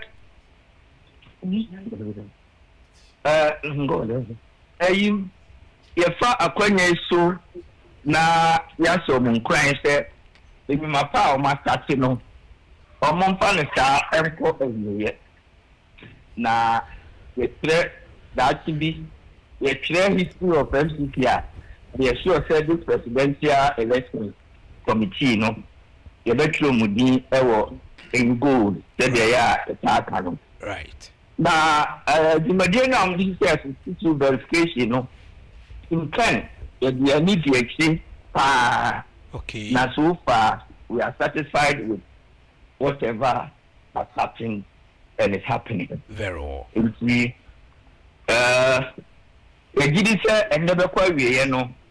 will largely be satisfied with the outcome. We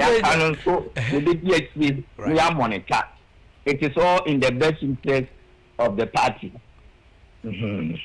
What issues be from one of the centers and as regions be how a month for the boy how would the will be unnecessary the ebo what qualities are and same way and how do you address it? I'm saying soon no or more a year by and say unya such a challenger we just sit down. Okay. Now with their call meaning now or matters now or my resolve. We have full confidence in the team. The entire the coma or ma, they will get it resolved. Right. Adiabakwa maybe do be say Ayana easy crowd or ya battle commissar, so ye be at say ya or sign the quabon so say young correse and Sakaya Moka was about the ye. But committee say Semodin Sakraedwa and answer for swording in our background or we are a jado besa be and their massy and correct. And no Bubu Tibiken, Bubu say a Yaquan Swallow and a quabbin our first one. Complaints about the co-editor who say yaye about the pada who are fede or who are quite saw twaba and I want twaba. So far no said the magic canon. Some say Omuya party ma na Omodo party ninti Omo commitment has been effective.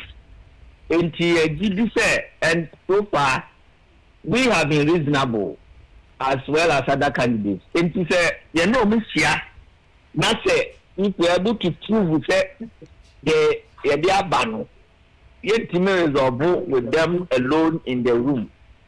Now, just say I'm sure say if we are able to convince them, they will do that because they are always acting in the best interest of the party. Very well. It is for sure say you are banning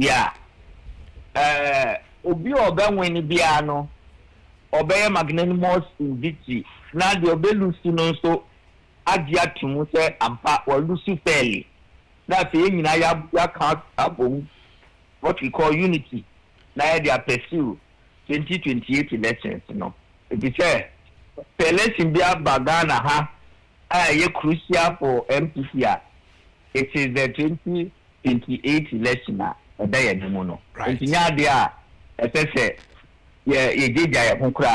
and I know say they are very much aware of it. Of course, say you be antokwa any for now, but it is a man very fair and fair man. Very well. The Vienna say NPP is a democratic party. The Vienna should be a Belusubiano. Who say or Lusu failure when you so be able to say company. That's it. Yeah, a behad meaning say, your church will be, ya be and fata. And no sign there, you cannot blame anybody who decide to say, or be party for the right.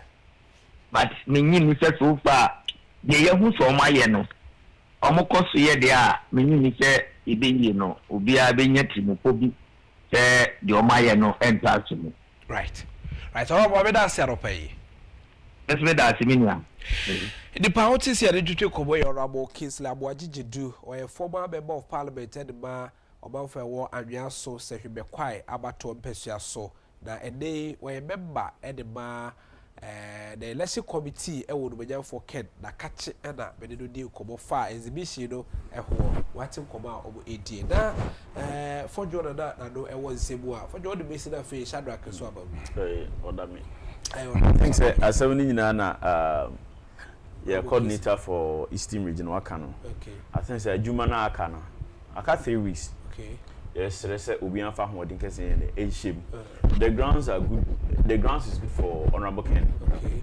You don't need anybody to tell you. So you will compare a Juma across the 2023 primaries. Now with the Isina, everything is going well for the Honorable campaign team. Right. It will be Obi and Rebecca has a finish hard. Very well. Nasi Bima, Emium Margina. Rebecca City said that John Bahama, Edema, Baumiano. At least a Kotoba we will not your mouth be a 50,000 vote difference at this level. Won't me and contesting anyway. Right. The best say will be for the final days in any juma. Very well. Very well. That maybe tell kakra a war. Exhibition because nobody be I say horse so the recipe for ringing. This is why I just tell you what we tell you the befa or I think it's a exhibitions and some of the mini Ashadra Kaka and Joe Weiss and so it's here in Munsem. Okay. Now I think it's exhibition is one of the most important processes in the elections. So what you say? Yakui ni pay die. Say type pay enter data binia the idea. It is bound say mistakes by then ever happen. So it's only the exhibition that afforded the opportunity for us to rectify such mistakes.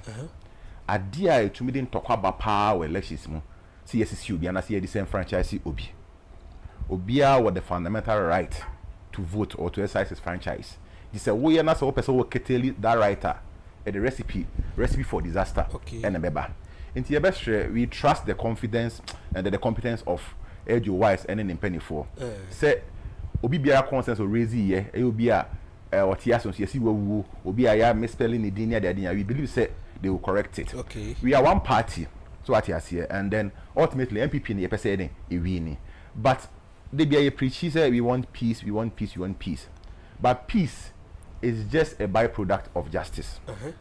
So what you here when there is justice, the pepe yo ekoso one automatically there will be peace. Okay. Honorable Ken, in as much as we are poised, we are very confident we'll be winning, you know. We are, and yet say at all cost we have to win. Right. We make room. Say it's possible to between LUC because elections it's either it goes this way or the other way. Last time you call elections you LUC or you two come. So what you say? It's your best system for the moment fat and she say go up so. Now raise the point be said Anka I wish you say Anka they will exhibit a final register. That's right. So the will be consensus or raise you know. Or we will say you rectify. So what you say? But we are just believing and trusting their competence. At least I can say you misspell you dia. I will say finalist we can ba. You say okay, we are kwesi amankwa ni ke no aya ne ke no. You are correct. But we just trust that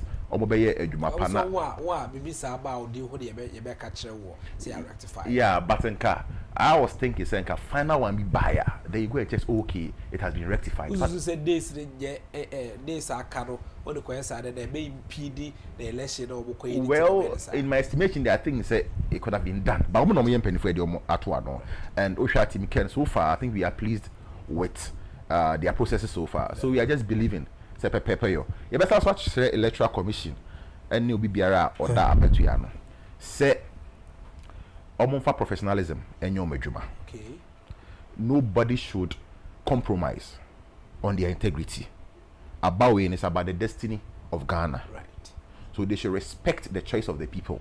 Nobody should try to subvert anybody's will. Oh, okay. Obi biara also to abano. On to naba. And you can say I mean, last time at Wabana, there were people who said they voted for Honorable Ken, but he had 0. These things a good grounds for anarchy. Okay. And we don't want such things to happen. We should not disenfranchise anybody on that day. You be near, you be here to say as a morning question. Say you lose you be back together as one party. Now, very well. For Joe. I can't 20 minutes there, they are sorry. We can do a whole lot. It was a 20 minutes ago. Honorable Ken, it was certain region. Yema Christian Agyapong, it was central region. And I am Natoshi, and so eastern region. These three, SCA, this way, within these 20 minutes. Maybe I'm a Fabiano. We are following you. Okay, come on, that's you. I think sir, in the final 3 weeks, I can't call a primary scene. We will be biara work when we are delegate for the new Patriotic Party. Party who don't he? Na message obi bia no pa ni say party no e kwa battle so yi no. Ye nkoyi ni pass ye koyi ni pa de na kwa akoye Mr. Ghana. Ye nkoyi ni pass ye de na kwa akoye bia exhibition and I said den koyi modeling. Okay. That's not what you're going to do. Ye nkoyi ni pass say bio ye kwa head ye wetimi abrashe ni tirimu yi and I say what she see to say no. Ye nkoyi to me. Okay. On 31st. You could to me, we are going for power on 31st January now. That's right. Ni power may to me come 2028. And then who you money on 31st. Right. And two will be a WhatsApp Kwanyana MPP roughly or close to about 4 million members. Next more the few 230,000 and now 210,000 no. More representative party na my nipa man dey da kotoba me sremo delegate. Mo massa 200 cedi 300 cedi 400 cedis na dey mama ya na agimuti aboso no. You should achieve that kind of behavior. And na makoye 2023 am hwe about one to so ekwenya say in the history of this nation there is for republic now. Between the MPP and DC presidential candidate Benoit wako about to some ya hwe ne hwetro for said you in 2024 no what you say and they said delegates no aba mokoto no 2023 no el so to so in the 2024 elections no mo ntusu masika enye de anim delegates na sabio mo prese party ni be de ebeba akunya so anya hwe se party ni ba kunya ma president nko wo tumi to between appoint close to about 4,000 people across. That's right. Janya hwe ne MPP for ye be appoint BCUs ye be appoint B MCs DCs Minister Deputy Ambassadors ukamuma Fred in the same NADMU coordinators across the regions, school feeding coordinators. I started to say, like, about the video, be a credit to be covered by open. Yeah, it's a PRO to every district. Ministry. They are close to about 4,000, 5,000 direct appointments. And a what by Ankasa what party, you know. That's right. More we had some constituency. And a pay we MPP, but there's MPP. We MPP near the player. What do you mean call a table maintain municipal assembly say, who could be here? We need chaka biya ho but some people no work kunyo sisi and anya hwe utwam kura na utumbo assembly kura tam cap ye de enu nzu ho. Right. These are the benefits. What you say? Who can somebody two home or no can possible be nyuma ni adi no. Mo hwe se candidates na omu nyina preba president to aba mo. One message and as you promise here ye de to abonten a it will resonate with the people of this nation. Amamasum say this is the candidate we think we can do. And then yes bio ensema ye kan keke say ye kan some nipa hwan ne de sese bi okunya ge udi tun se bu na sumo na se bi wo nya ne de tare danche bi ozo awie eja na ye ka ye pensema e wo nyina so se nipa ne se me wadwuma mo hwe se nipa ne betumi mo wadwuma ampa nipa ne so we no kwafo mo hwe se nipa ne ka no kora ampa nipa ne se we ya yemieni ni yemu ye we yadoye mo hwe se yampa nya se bi last minute bi aka na kokore John attitude bi no mo hwe candidates ne de na nyina present nipa 5 no na mo hwe do betumi agi tumi amaye mo kora na mutiye wonu abonten a de nipa ka nyina ne se mo maye honorable Agyapong ye beto aba ma mo. It should not be a difficult contest for the new participants. We are going to win the primaries and win election 2020. That name more focus. I guess I'm quite some mistake now. Well, we are 15% Korean in the 2028 elections. Right. The evidence is there. Me say my assignment to every delegate. Ya share program be say Friday Dika ewo the 2 or man Ash FM and Nap Radio every Saturday ekoso. What we have started doing is say yeah reveal MPP and who are their performance. Just this ended election to every delegate any Ghana Nibia someone said performance I call about also no. This is it. We are telling all of you say Mokoto Abasi any candidate or ye Kremuni or ye Srimuni no. Even in the 5 northern region his performance was bad against another akufo-addo. The performance of 2020 crown and Agyapong compared to 2016 year no. You could see sir, even in the northern region, and now ABA Dr. Banyuba 145,000 votes. Right. You see the Lusu all the 5 northern regions, you know. Every constituency Lusu seat will be on. Nippon will lose in the numbers. As I also see Dr. Bamia. Okay. Seat winning and about 80% of seats in the winning were northern regional. MPC votes and also in Dr. Bamia. Okay. Across all the regions are we are delegate. Koko said or parliamentary candidate, you know. About now 2024 no fato to presidential candidate no na who say nipa o me constituency no o mo pese ye candidate na dey go 24 yes ade ba bia na you will come to realization that more than close to about 200 constituencies of Ghana ha when the Dr. Bamia was uncle member of parliament he could not have won even a member of parliament seat the whole of this greater Accra region with about 43 or something seater ewahano. So all the Dr. Bamia was uncle contested as a member of parliament. I'm not saying this. For every constituency, where peace no vote unya and win election. Now compared to Dr. Bamia the vote unya, you realize that even in the whole of Greater Accra, when the Dr. Bamia was uncle member of parliament, among almost the 40 plus, you could not have won a single seat. Okay. That is how damning the record is. So if you bring that candidate to Greater Accra, say you go talk, he will still lose in Greater Accra. Right. Go to the Central region, go to the Western region. There are a lot of Eastern region. Okay. The only places that one advantage of all Ashanti in the East because that is our stronghold. Okay. Even there, when they look at Ashanti, he could not have won even 30 seats, 15 seats in Ashanti region. And instead, the records are there. Okay. We are going to open it for people to see. It's a Juma edition delegates in Sa. And say in this round up to the 31st, you know, Munya said Juma, we don't say candidate Ben, you didn't quite battle swap. People will accept him. You don't go to an election, you lose over 2 million votes, and you're still posing yourself in some trouble now. What are you trying to go and do? Some person party, no, echo opposition for the next 12 years. I go and make that mistake. I'm in 2023, no. Yamia Mwadum, Mua Kwenya, say in the next few days, you know, that is another 26 days. Yakotoaba, Montoaba ni candidate and Hoya Kono. Don't talk about any candidate. We didn't do region beer, Anya Hian, or be the bachelor say, Minsan Jumani, this is what I'm bringing. Now, Anya convincing for the people within that constituency, aside MP before now, you bet my winning elections. Right. And not the yesterday business, so be one more no 1 year. It was Madikaka, a department and Sam, I will be at the dam. And say, for your. After the day they withdrew. I mean, that side campaign. Yeah, Kent campaign, no, you decentralize, no. So as you say, honorable Namha, Natoshi Namha, we Namha, and we are all preaching one message. Okay. So what you say, it shows how very well coordinated that we are. We are the only campaigner ye preaching a message. Very well. We are preaching a message a Danny or my any. We are not saying that we should vote for Honorable Ken because he's Ken. We vote for Honorable Ken because of Nsheshaya. A one agenda we say Oba or the big guaponso, Ama or Mayano, Shebre, Assisa. Secondly, we should also look about credibility. Honorable appeal more or most to Ghanaians more than any of the other contenders. The average Ghanaian would GDA. Honorable came ye. It's sign certain values are opposite. Honorable Sebi or a no nonsense person. Obi biara or honorable a name biara, not Sebi Pacono Bibia or ya enye. Right. The average Ghanaian believes the papano or ye firm to the extent that the castle baby and obey them. Obey. Ain't you know, say oh ye party ba, that's all the party now. The party winning power should be your utmost priority. Party na nyese sebi ye be yi obi a ne ho ofe a wontimi win power obi a ne kasa ye boko obi a yesi obre ne ho ase. We want power. Ya kura de bia mekasa yitie you. The people are telling us say we should bring a particular candidate and then they will give us the power. That's right.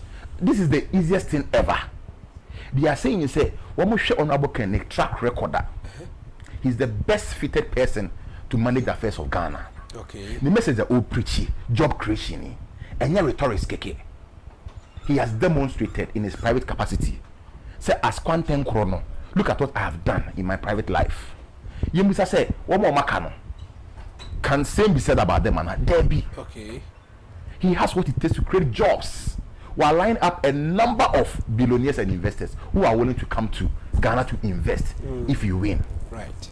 Oh, here's statistics now. Dr. Baumia, I don't hate Dr. Baumia. Me I go be no hate Dr. Baumia. But a party in interest and a paramount. Oh, share statistics in data now. No create Dr. Baumia. He's the most marketed politician in the NPP. But we in the whole Ghana. Yes, for 16 years. But we have acceptability rate now a very low. Okay. Ordinarily, ne sanka our marketability no, any acceptability no, a commensurate. Right. But we have marketed Dr. Baumia and the votes are onya ya. No create. The people of Ghana, they want a different candidate. At what level and marketed or a person since when we are starting by since akufo-addo took Frankama NPP since 2008. Okay.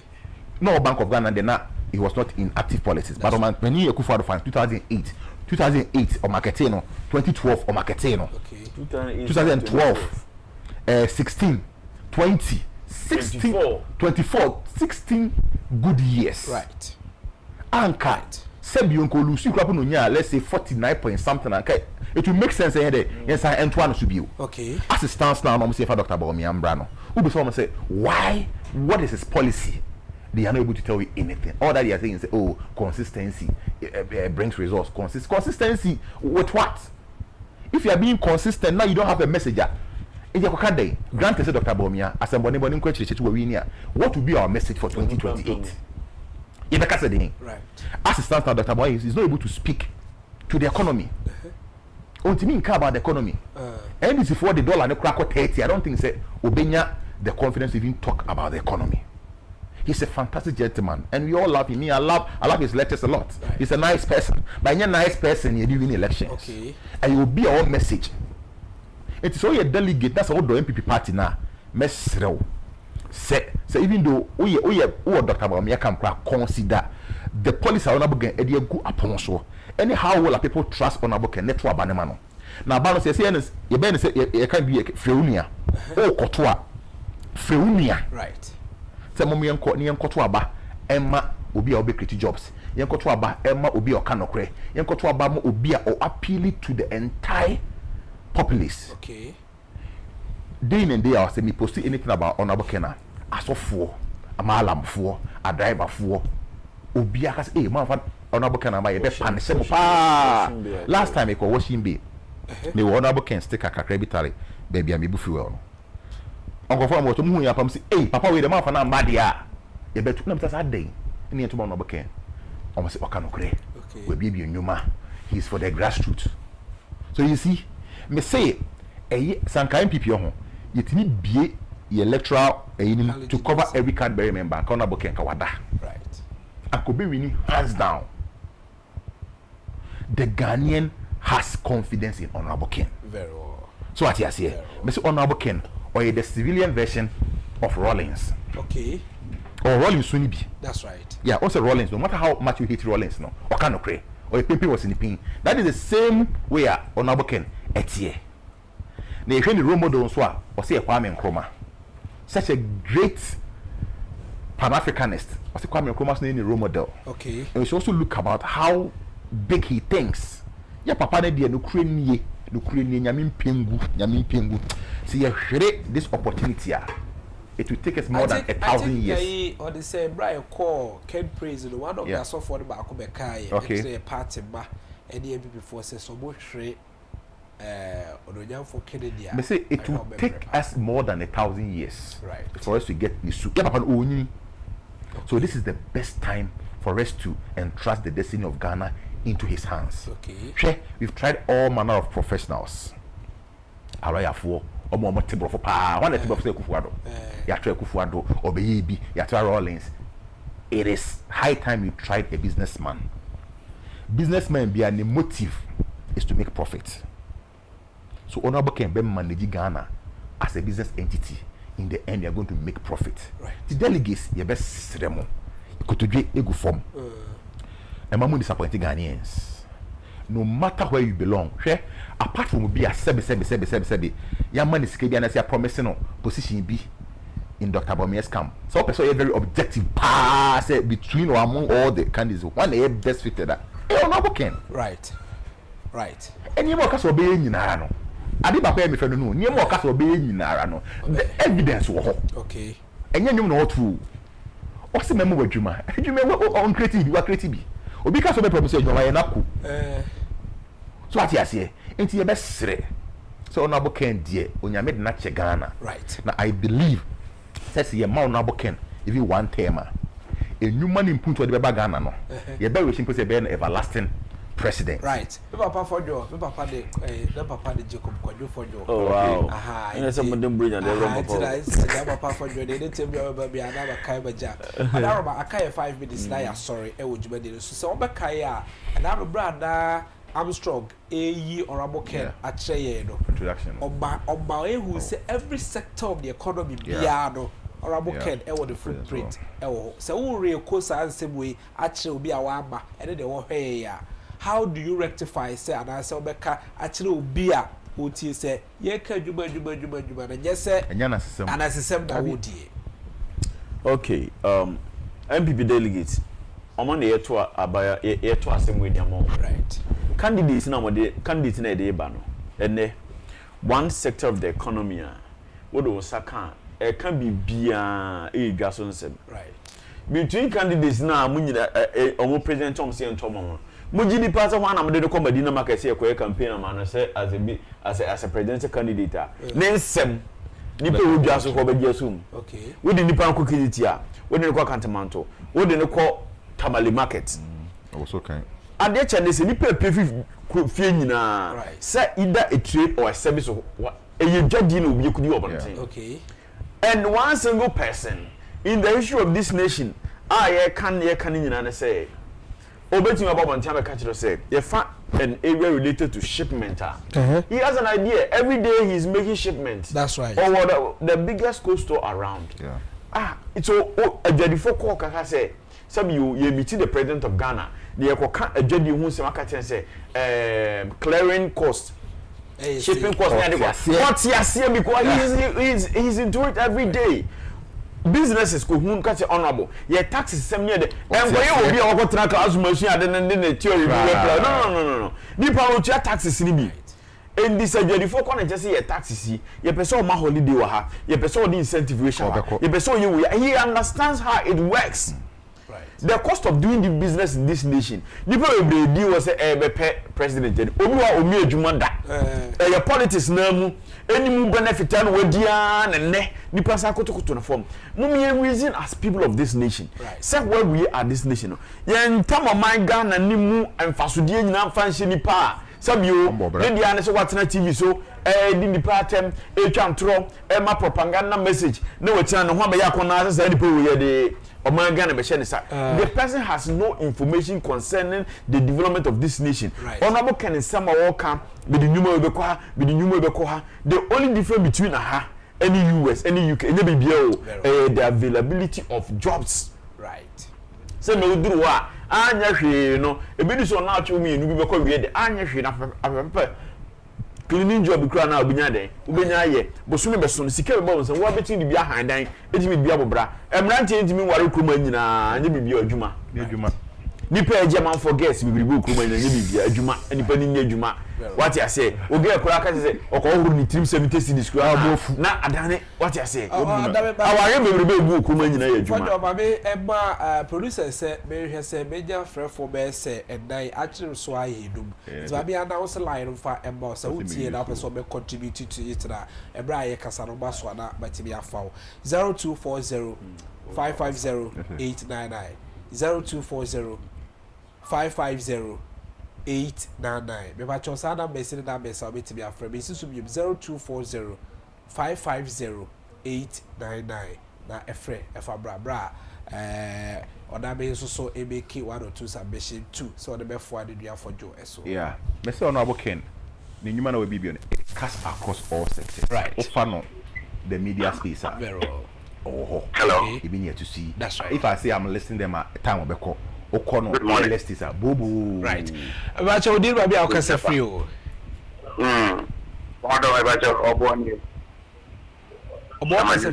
okasa free here tamani town oboni baby ti waro pay yeah me da must afu sapanso afi ko beto ye abana ya tiaje akasa mbani ba fa ide amabo candidate but moya dia pa no no pa mabo and maybe be a she more much to on the second normal year and young couple is so much better. You know, get them up to the no pa more year. Yes, so yes, yeah, that's it. MPP don't come again. Get a queen cheaper. Ben so me das papa 0240 550 899 0240 550 899 we dey be akasa free o but we dey be akasa free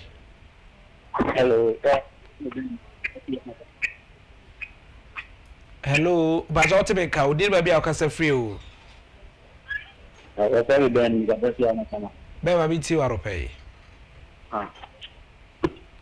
So they are big orders in the Senate.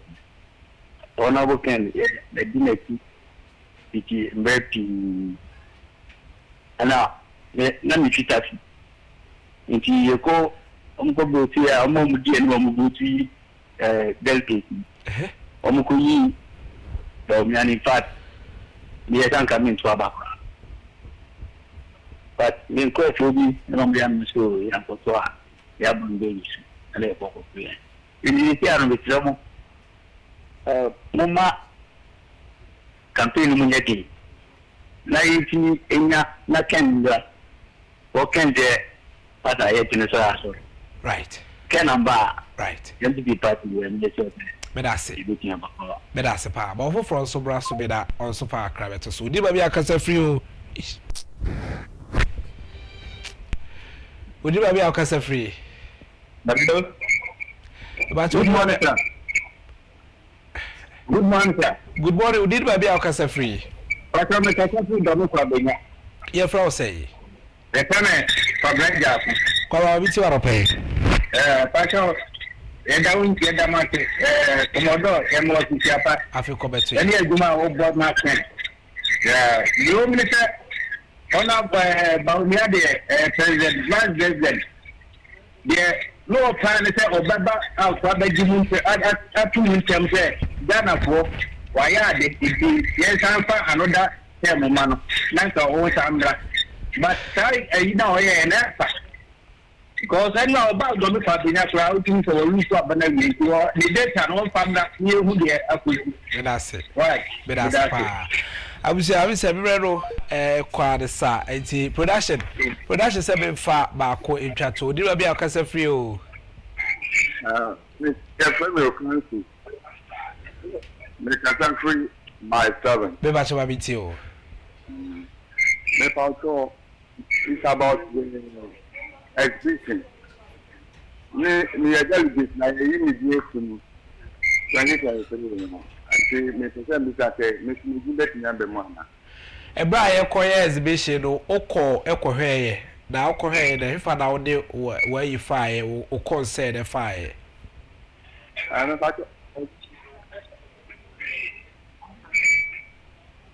but my thing and first year made today. No size. And you call a see and then the best city baby out to a battle. And I said, baby, a yeasty office now, or be at all, the quarter cocoa hair. A do cocoa head, I say, Obercodo be or party don't penny for the be or and I almost saw over here a cadifordo, and so 2 corners, a dear Ubudo, and from so who are, no about party penny for who say, where the end from so I won't did who don't rectify the amount. Why? So me that's my papa. But that's it. Right. Right. And the other side, now also to be to a body be FMAD. Why? But that's it. Right.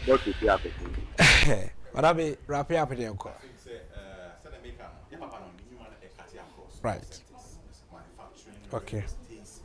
Construction, consultancy, and everywhere. What you see. That's right. Because of joblessness in team. Hook up. I had a new venture. Okay. So honorable Ken, Yami and Atom, as the delegates, the mandate mission and Sa, hook up the Soviet and right. Why a papa. But that's it. Serious to be question. Said between Dr. Baumia and honorable Ken. So, Umba promise to say, Obamu Juma. Why not be dinner pa? And why? Right. So what I say? Okay. Say if Dr. Baumia and Ken promises you that I'll give you job, who among the two will you trust the most and why? Very well. As I said, but I say, Papa, Monsieur, we didn't see. Na, I say, oh, you Uncusia, you command our you or more. Everybody credible that is a brother that ye did. It's yet the dialogue you may see her now for today's agenda and so it be a toss. But be fast down for my boy for or beboy or boy to suffer over J. So nobody you come in area or say. Also, our friend Bajuma did so yet I was say. Production team maintain abon homo de papa utimi se make say na me bre na so de nyina no efiti MCR camera obia na fam de bra kwasiri nyina ya oba fam de abadwuma de na drum pepe so a etise yi ye sorry so nyankopon ya adom na adom drum ye ya ye be se ahia e wo dialogue dwumadi esomidi e de kwame abo akuda nkwabwa which afrem e komodo your host with the most nyankopon ya adom a wo chena ye be se ahia e wo dialogue eso